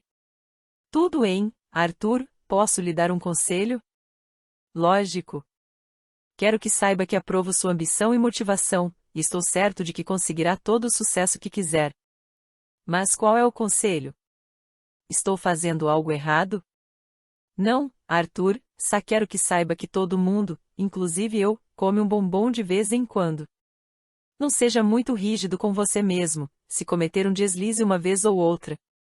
Talvez, em determinado momento, você se canse de vender os cartões de beisebol 1 a 1 e queira se desfazer do restante da coleção por menos do que imaginava que conseguiria. Pode ser que acabe ganhando $5.000, em vez dos 10.000 que planejou. Não fique com raiva de si mesmo por deixar de obter um lucro potencial de $5.000. É importante manter o foco nas realizações. Se você faturar $5.000 com a venda, ainda assim terá conseguido $3.000 a mais do que se tivesse fechado um pacote com um revendedor logo de saída e $5.000 a mais do que se tivesse deixado a sua coleção truncada no armário. Obrigado, sei o que o senhor quer dizer, tive de escrever a seguinte observação no meu caderno de notas: dê crédito a você mesmo, para levantar meu astral quando eu estiver desanimado. O mais engraçado é que quanto mais me concentro na minha meta, quanto mais empolgado eu fico, menor a tensão para alcançá-la. Todas as vezes que adio minha gratificação cumpro alguma etapa para atingir meu objetivo, me sinto mais confiante na minha capacidade de seguir em frente. Faz sentido? Claro que sim, Arthur. Acho que tem uma fórmula que se aplica perfeitamente ao que você está me dizendo. Qual? Propósito mais paixão igual paz de espírito. Gostei. Quando temos um propósito e agimos com paixão para alcançá-lo, fazendo tudo o que pode ser feito, o efeito é tranquilizador. Semanas atrás, eu estava angustiado, em dúvida mesmo, se algum dia teria sucesso. Agora que tenho um propósito em mente e estou me esforçando para alcançá-lo, não estou mais preocupado se vou conseguir. Estou me concentrando em como e quando. Perfeito, Arthur, talvez devêssemos modificar a equação, para acrescentar o que acabou de dizer: propósito mais paixão mais ação igual paz de espírito. Com certeza a parte da ação faz toda a diferença. Se estiver agindo, mesmo que pouco, sou recompensado com uma sensação de paz. Meu primeiro passo foi escrever num caderno uma pergunta que o Senhor me fez: o que estou disposto a fazer hoje para ter sucesso amanhã? Cada vez que acrescento um novo item à minha lista, sinto-me um pouco melhor. E sempre que coloco em prática uma resposta, melhor ainda. Todas as vezes que abro mão de comer um bombom, como ontem, quando passei pelo McDonald's e resisti à tentação da gratificação instantânea do fast food e me guardo para algo melhor, parece que recebi uma injeção de ânimo. Estou muito feliz por ouvir isso, Arthur. O que começou com um comentário mal-humorado, por eu estar aborrecido com meus problemas no trabalho, parece ter provocado mudanças impressionantes em você. Tem certeza de que ainda não está pronto para me dizer qual é o seu grande segredo, o seu bombom? Ainda não. Prometo que o Senhor será a primeira pessoa a saber. Vou lhe contar assim que puder. Capítulo 8. O lado sentimental do bombom. Arthur estacionou diante do arranha-céu onde ficava a sede da Hachette Publishing. Respirou fundo, armando-se de coragem para entrar. O suor escorara-lhe pela testa, as mãos tremiam e a boca estava seca. O motorista prometera ao chefe que ele seria a primeira pessoa a saber de seus planos e pretendia cumprir sua palavra. Não dava mais para adiar aquela conversa, seu plano se tornaria realidade em apenas algumas semanas. Difícil acreditar que fazia 8 meses desde que o Sr. Paten lhe contara a história do bombom, um marco em sua vida. Nem podia crer que estava com tanto medo de enfrentá-lo. A última vez que ficará tão nervoso foi ao convidar M. Thompson para a festa de formatura do colégio. De tudo que Arthur havia escrito na lista do que estava disposto a fazer para ser bem-sucedido no futuro, a tarefa que tinha pela frente era, de longe, a mais difícil e a que mais havia protelado. Enchendo-se de coragem, saiu do carro, trancou a porta e foi direto para o elevador que o levaria do 28º andar. Conhecia vagamente o pessoal da Hachette, às vezes o Sr. Patin lhe pedia para buscar alguns documentos no escritório, sentiu-se aliviado quando a recepcionista cumprimentou carinhosamente e indicou a direção da sala de Jonathan Patin, sem lhe perguntar nada. O senhor tem 1 minuto? Claro, Arthur. Entre. Aconteceu alguma coisa? Sim e não. Oficialmente, vim pedir demissão. Só poderei trabalhar com o senhor até o final do mês. Terei muito prazer em treinar alguém para me substituir e fazer qualquer outra coisa para ajudá-lo nesse período de transição. Mas o que aconteceu, Arthur? Você está insatisfeito com o trabalho ou com alguma coisa que tenha ocorrido? Não estou tratando você bem? Não, Sr. Patin. Nada poderia estar mais longe da verdade. Foi exatamente por ter sido um homem bem tratado, por ter aprendido tanto com o senhor, que encontrei forças para voltar a estudar. Passei para a Universidade Internacional da Flórida. Parabéns, Arthur. Estou impressionado com a sua conquista e muito satisfeito por você. Você vai conseguir arcar com as despesas do curso? Não vai ser fácil, mas nesses 8 meses, desde que me explicou sobre adiar a gratificação, sobre não devorar todos os bombons que aparecessem na minha frente, poupei mais de $15.000, consegui isso economizando boa parte do meu salário, vendendo minha coleção de cartões de beisebol e abrindo um pequeno negócio que me rendeu algum dinheiro. Um negócio, Arthur? Que tipo de negócio? Depois de ter vendido a coleção de cartões de beisebol, fiquei pensando. Nunca fui assim tão aficionado pelos cartões propriamente ditos, gostava mesmo era de colecionar e fechar um negócio vantajoso. Então comecei a procurar uma forma de abrir mão dos cartões, sem sacrificar o prazer que me davam, e acabei descobrindo um jeito de ter uma renda extra. Como, Arthur? Eu me transformei numa espécie de corretor de cartões de beisebol, atuando como intermediário para os colecionadores nas compras e vendas pela internet. Basicamente funciona assim: o proprietário fixa o valor que deseja receber por determinado cartão. Se eu conseguir até 85% dessa quantia, recebo uma comissão pequena, mas, se vender por mais, fico com metade do extra como bônus, e é assim que dá para fazer um bom dinheiro. O cliente fica feliz, porque conseguiu mais do que queria, e eu fico radiante quando fecho uma grande venda. Não vou ficar rico, mas vai dar para pagar os livros e os Big Macs. Sem a comida da esperança, provavelmente voltarei a comê-los. Jonathan Patien ficou calado por um momento, então abriu uma gaveta e tirou de lá um envelope. Arthur, você está convidado a aparecer sempre que quiser para saborear uma comida caseira. Se avisar com alguma antecedência, posso pedir à Esperança que prepare uma paella especial e reserve a melhor porção, com um bom pedaço de lagosta, para você. Obrigado, mas não é da comida da Esperança que vou sentir falta, é do Senhor. Arthur, você não precisa me chamar mais de Senhor. Também vou sentir sua falta, porém, venho me preparando para este dia. Percebi como você mudou e cresceu muito nos últimos meses. Estava certo de que você lera sucesso e que faria coisas que as pessoas mal-sucedidas não estão dispostas a fazer. Por isso, 6 meses atrás, guardei algo para você. Tome, é seu. Arthur pegou o envelope que Jonathan Patien lhe entregou. Senhor Patien. Tem meu nome escrito. Tem sim, Arthur, é seu. E, agora que está prestes a se tornar um colega empresário, acho que está na hora de me chamar de Jonathan. Ele abriu o envelope e prendeu a respiração quando viu o que tinha dentro. Senhor Patien. Quero dizer, Jonathan, é o suficiente para cobrir suas despesas com a faculdade durante 4 anos. Sei que você conseguiria sem minha ajuda. De fato, foi exatamente por ter demonstrado que se sairia bem por conta própria que eu gostaria que aceitasse o presente.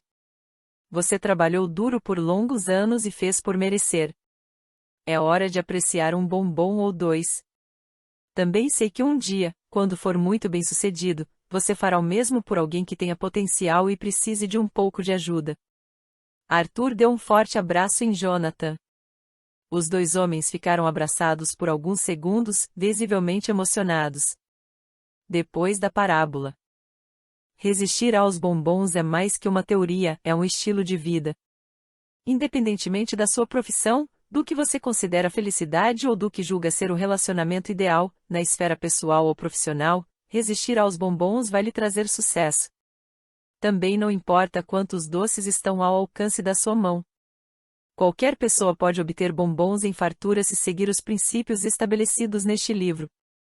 E qual será a recompensa? Você vai poder mandar seus filhos para a faculdade. Vai poder voltar a estudar e entrar para a faculdade. Vai criar relacionamentos comerciais mais duradouros e lucrativos. Ao se aposentar, será capaz de manter o mesmo padrão de vida. Será que é justo trabalhar 50 anos e no final não ter nada? Se você seguir a ideia central da teoria do bombom, nunca vai passar por esse tipo de dificuldade. Muitos hoje, nenhum amanhã. Resistir aos bombons não é uma atitude fácil nem muito popular. Nós nos tornamos uma sociedade fast food. Culturalmente, tanto no nível individual como no empresarial. Estamos o tempo todo interessados na gratificação imediata, nos lucros instantâneos. O que precisamos fazer é rever nossas prioridades. Ao longo da vida, você fará milhões de escolhas, cada uma delas determinará quem você é, o que faz e o que será ou possuirá. Muitas pessoas começam a vida na riqueza e terminam na pobreza, enquanto inúmeras outras saem da miséria e acabarão milionárias. Não culpe nem coloque todas as fichas em seu passado.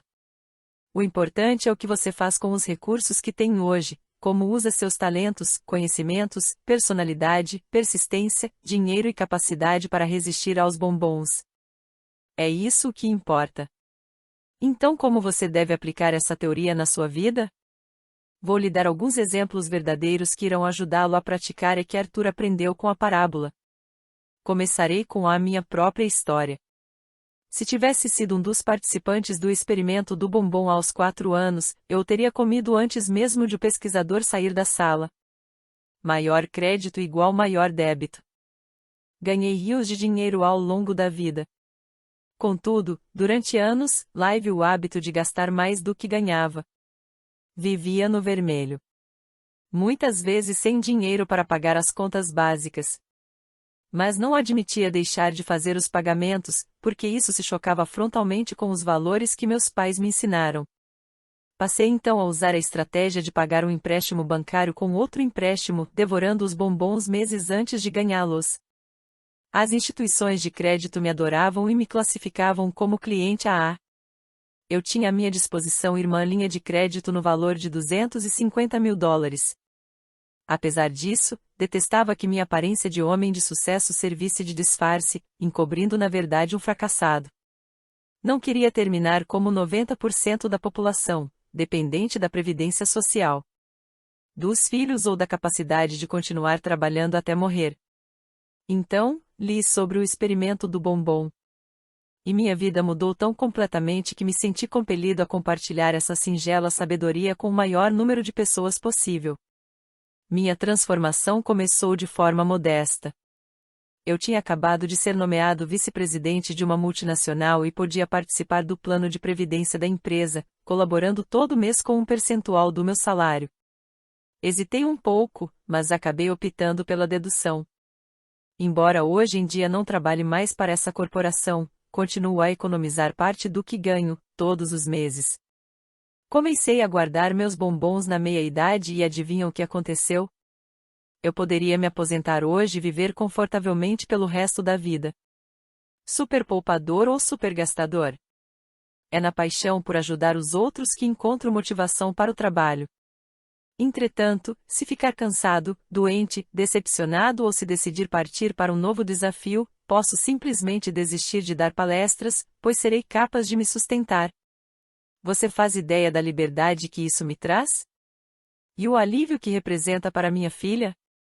Um dos gurus norte-americanos no lema qualidade, o Dr. W. Edward Deming, comentou certa vez que gostava tanto do seu trabalho que queria morrer numa sala de aula. Foi exatamente o que aconteceu. Aos 92 anos, ele saiu carregado de uma palestra e foi direto para o hospital, onde faleceu. No momento, tenho o mesmo desejo do Dr. Deming, contudo, se quisesse reduzir a atual carga de trabalho ou mesmo encerrar minha carreira, teria um estoque suficiente de bombons para me abastecer até o fim da vida. Recomendo que você se torne um super poupador, em vez de um super gastador. Se economizar, vai conquistar seus objetivos. Se comer todos os bombons, não vai chegar a lugar algum. A má vontade em guardar bombons é que faz com que as pessoas fiquem presas à armadilha do dinheiro.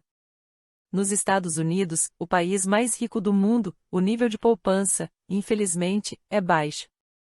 Em agosto de 1999, um estudo divulgou que 33% das famílias americanas estavam à beira da falência, o que significa que 1/3 da população do país não tinha nenhum dinheiro. Imagine milhões de pessoas chegando à idade de se aposentar sem nenhum dinheiro na poupança. Quem vai sustentá-los? Os países em geral enfrentam sérios problemas relacionados à previdência social exatamente porque não existe uma cultura de poupança alternativa. Um carrão ou um bombom? Michael Lebowski, na minha opinião um dos melhores autores do mundo na área de negócios, nos ajuda a entender claramente o custo da riqueza perdida. Ele costuma perguntar: você está dirigindo sua liberdade financeira? Ou está usando-a no pulso, nos dedos ou no pescoço? Está fumando, bebendo ou comendo sua liberdade em restaurantes caros? Está entregando-a de bandeja ao senhorio, ao alugar um apartamento de luxo, em vez de pagar o financiamento da casa própria? O custo verdadeiro de um item não é apenas o dinheiro que sai do seu bolso, mas principalmente o que você deixa de ganhar com juros ao longo do tempo, ao não investir essa quantia. Listo abaixo 4 cálculos apresentados por Michael para incentivar você a poupar seus bombons. Vamos supor que, em vez de gastar os valores mencionados, você os aplicasse num fundo de investimento com retorno médio anual de 11%. Isso representaria o seguinte: se, aos 27 anos, você tivesse poupado em vez de gastado $5.000 com um relógio de pulso, aos 65 anos teria o 5 cifrão 263.781. 2. Se tivesse deixado de gastar $1 por dia em bilhetes de loteria desde os 18 anos, você teria $579.945 ao se aposentar.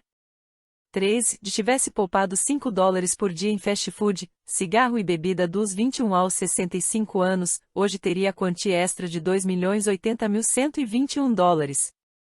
4. Se tivesse comprado um apartamento, em vez de alugado, pelo valor médio de $1.000 mensais, teria economizado $13.386.696 dos 21 aos 65 anos. Não diga sim. Ainda. Acabamos de ver como a teoria do bombom se relaciona com a poupança, mas em que mais podemos aplicá-la? Para o pessoal da área de vendas, e nós, na maioria, temos de vender a nós mesmos, ainda que não estejamos diretamente na posição de vendedor, significa aprender quando e como dizer sim. Veja o exemplo abaixo. Uma vez dei uma palestra sobre gerenciamento do tempo em São Juan, Porto Rico. Na plateia havia alguns empregados da Companhia Telefônica de Porto Rico e, ao final do seminário, eles disseram que o diretor de recursos humanos da empresa gostaria de se encontrar comigo. Fui conversar com ele e acabei sendo convidado para fazer uma conferência para os funcionários da empresa. Fiquei tentado a aceitar de imediato, o que significaria devorar o bombom. Em vez disso, dei a seguinte resposta: claro, posso dar uma palestra sobre gerenciamento do tempo para seus colaboradores, mas antes gostaria de lhe fazer uma pergunta. Que problemas vocês têm enfrentado e por que acreditam que um seminário sobre esse assunto ajudará a resolvê-los? A resposta resultou num contrato de treinamento de $1,2 milhão com a Companhia Telefônica de Porto Rico. Lembre-se, quando um cliente diz que quer comprar determinado produto ou serviço e você saca seu bloco de pedidos e começa a preenchê-lo no ato, você devorou o bombom. Haja de outra forma, descubra se o cliente tem outras necessidades que você pode atender. Assim, em vez de comer um bombom, estará dando a si mesmo a oportunidade de ganhar mais, muito mais. A prática do bombom, Hollywood e mais além. Embora este livro trate do sucesso financeiro e tenha uma relação direta com o mundo dos negócios, eu acredito sinceramente que pode ser aplicado a qualquer profissão ou objetivo, e a qualquer pessoa em qualquer idade. Provavelmente, você já ouviu inúmeras histórias de gente que ganhou uma bolada na loteria e acabou sem um tostão e devendo, ainda por cima. Talvez você tenha até comentado, com certa arrogância, a injustiça de uma fortuna dessas ir parar nas mãos de quem não tem capacidade de cuidar dela. Aquele bilhete premiado deveria ter sido seu, não é mesmo? Claro que você teria se saído bem melhor. Contudo, o problema de ter e depois perder montanhas de bombons não se restringe às pessoas que se tornaram milionárias da noite para o dia. Também acontece com quem passou a vida toda dando duro para se sustentar, gente como você e eu. Não importa se sua meta é uma promoção, um carro, status de milionário ou a admiração dos colegas, o sucesso depende da sua habilidade de apreciar, mas não devorar, suas conquistas iniciais e de agir de maneira coerente com seus objetivos. A teoria do bombom não significa um eterno espírito de renúncia, o único motivo para morrer com bombons debaixo do colchão é achar que eles o ajudam a dormir melhor. Em vez disso, esse princípio se refere ao equilíbrio entre os desejos atuais e futuros. É mais fácil gastar dinheiro que ganhá-lo. Sei também que, na maioria das vezes, o apetite é maior que o saldo bancário.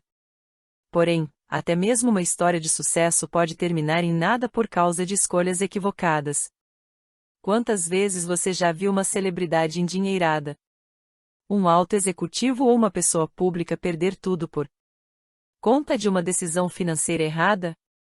O poderoso desejo de gastar já levou à falência muita gente que se considerava financeiramente inabalável. Essas pessoas não aprenderam que o verdadeiro segredo do sucesso é saber o que se quer da vida e não perder essa meta de vista. E também fazer tudo o que for preciso para conseguir o grande no bombom, em vez de ir devorando todos os pequenos que encontrar ao longo do caminho.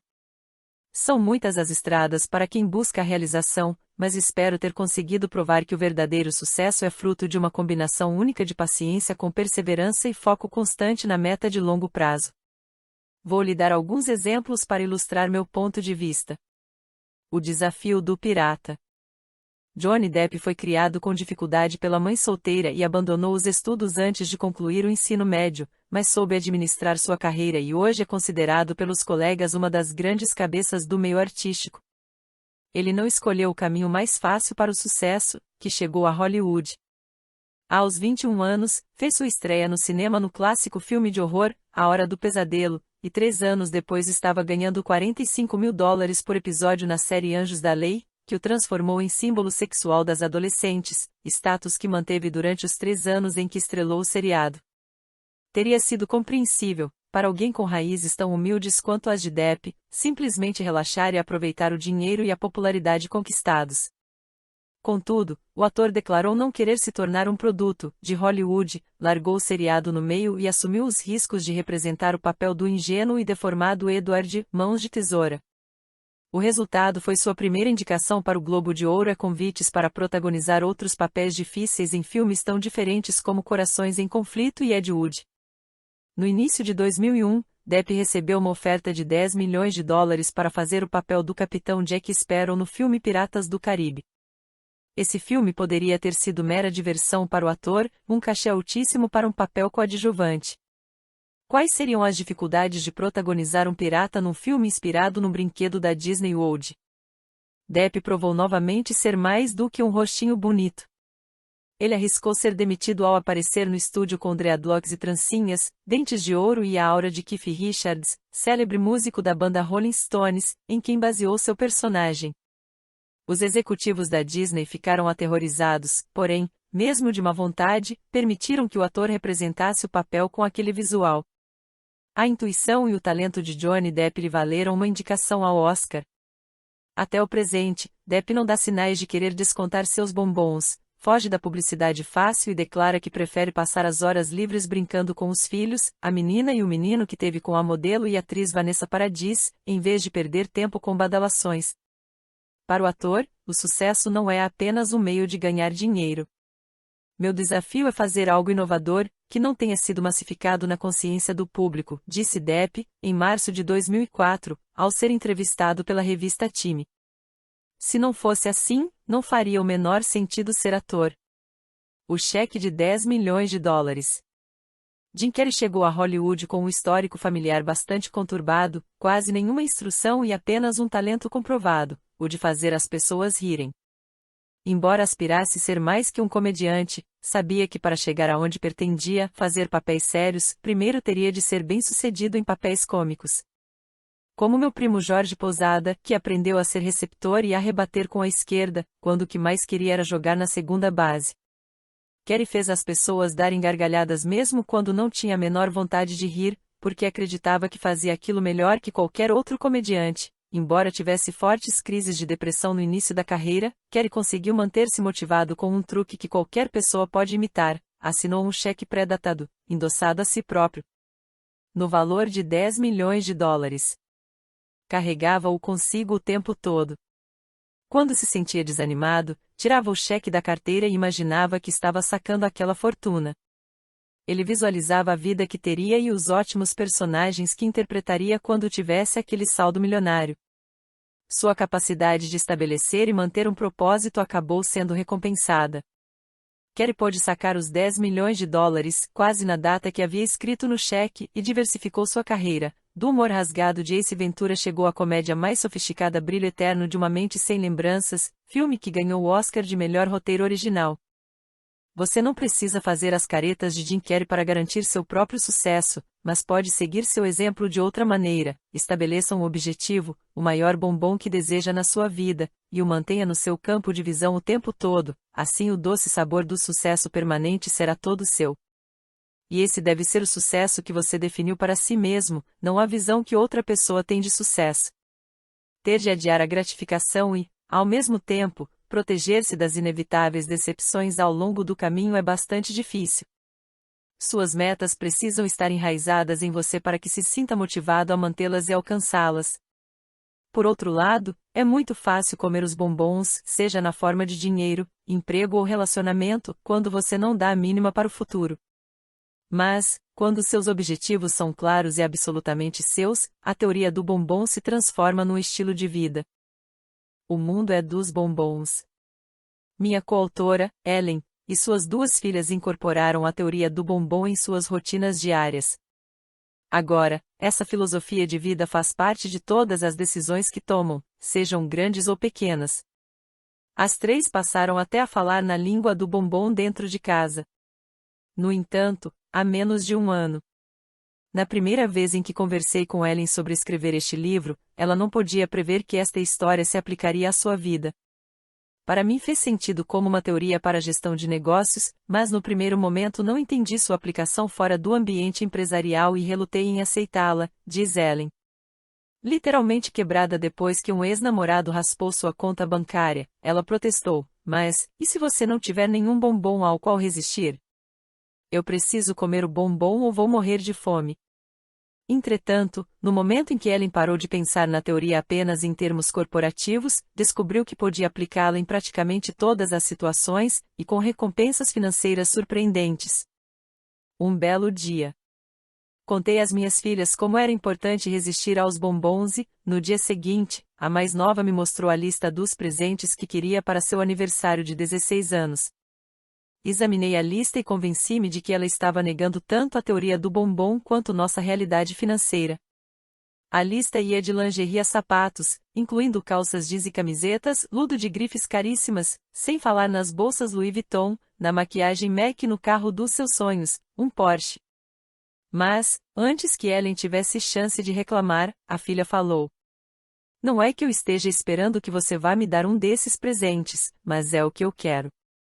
Por isso, estou poupando para comprar uma camiseta igualzinha à que a Britney Spears usa." Na época das liquidações, o preço cai pela metade, Alison explicou à mãe, acrescentando que, com um pouco de pesquisa e paciência, era possível comprar coisas incríveis nas promoções. "E quanto ao carro?" quis saber Ellen. "Mãe, eu nem tenho carteira de habilitação. É só um sonho. Eu não ia devorar meu bombom assim, sem fazer uma pesquisa de preço ou pensar se não haveria outras coisas mais importantes em que investir tanto dinheiro", respondeu Alison. Quando, em pouquíssimo tempo, uma adolescente transforma um doce num preceito, algo está acontecendo que vale a pena observar. Ellen garante que apenas teve uma conversa informal com as filhas sobre a teoria do bombom e ficou impressionada, pois as duas adotaram imediatamente a ideia como uma estratégia para vencer na vida profissional e pessoal. "Não há o que discutir", disse uma das filhas. "Todo mundo vai aceitar a teoria", garantiu a outra. "Mas por quê?" quis saber Ellen, ainda não convencida de todo. "Primeiro, porque é uma maneira divertida de explicar um conceito sério. E faz sentido, é sempre melhor aguardar o que a gente quer de verdade, para ter 2 bombons, em vez de apenas um, e isso não é só nos negócios, não é na vida. O mundo é dos bombons." A filha mais velha de Ellen, Marina, também entrou na onda da nova teoria. Embora seja por natureza uma pessoa resistente aos bombons, visto que começou a planejar a ida para a faculdade antes mesmo de passar para o ensino médio, há um mês ela telefonou para a mãe dizendo que queria voltar para casa. "Para o fim de semana?" Ellen perguntou. "Não, para sempre", explicou Marina, "quero parar de estudar. Ando comendo todos os bombons aqui e estou perdendo a coragem de lutar pelos meus ideais." Por Ellen, a filha continuaria com os estudos. Marina estava cursando o primeiro ano da faculdade, tinha bolsa integral para os 4 anos e um seguro-saúde que cobria $500 de despesas médicas por mês. Além do mais, era importante ter um diploma de curso superior. Ellen tinha feito mestrado e dava aula de redação na universidade, e sempre imaginara que as filhas iriam ultrapassá-la em nível de instrução. Não havia dúvida quanto ao que Ellen queria. Graças à teoria do bombom, Ellen não se esquivou de enfrentar o problema com a filha, pelo contrário, fez as seguintes perguntas a ela, questões que sugiro que você faça a si mesmo. Os 5 passos do plano bombom. 1. O que você precisa mudar? Que estratégias você pode pôr em prática de imediato, visando parar de devorar seus bombons? O que você se compromete a mudar?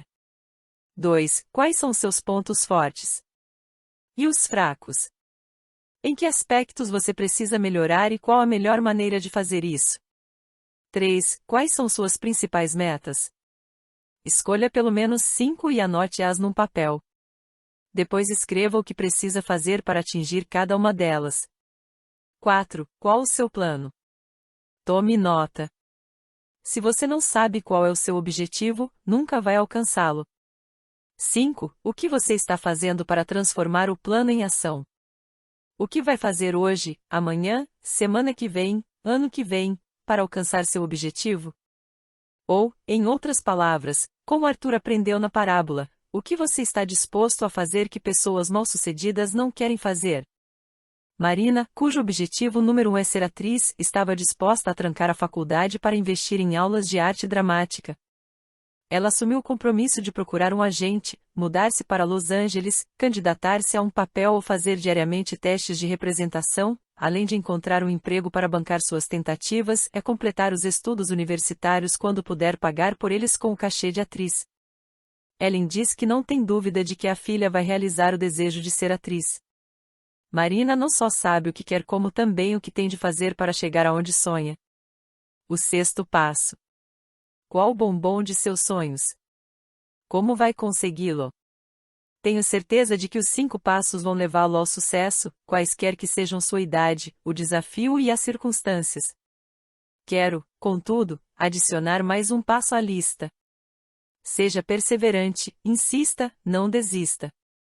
Quando perguntaram a Harry Collins, vendedor de mão cheia, quantas ligações faria a um cliente em potencial antes de desistir, ele respondeu: depende de qual de nós dois morrer primeiro. Quando o bombom é fundamental para você e não importa que seja um par de sapatos, uma vida amorosa mais gratificante ou sua independência financeira, adiar a gratificação pode e vai se tornar um desafio estimulante, em vez de uma tarefa impossível. Pratique as lições ensinadas neste livro. Prometo que em breve você terá uma fartura de bombons. Nota do autor. Embora Jonathan Patton seja um personagem fictício, o experimento do bombom, do qual ele teria participado quando criança, realmente existiu. As histórias sobre Larry Bird e George Posada, comadas por Jonathan, foram baseadas em observações que Joaquim de Posada fez de fatos da vida real. Ele viu Larry Bird treinando sozinho numa quadra de basquete quando trabalhava como motivador de atletas para o Milwaukee Bucks, e tinha esperado encontrar um jogador do Bucks em quadra, em vez de Bird. George Posada, o New York Yankees retirou-o de seu nome, é primo de Joaquim. Alguns dos princípios descritos neste livro foram baseados em experiências ou observações de Joaquim. Sua carreira no departamento de sistemas de treinamento, na Xerox Corporation, e sua experiência como palestrante motivacional em muitos países lhe ensinaram lições valiosas que ele agora compartilha conosco.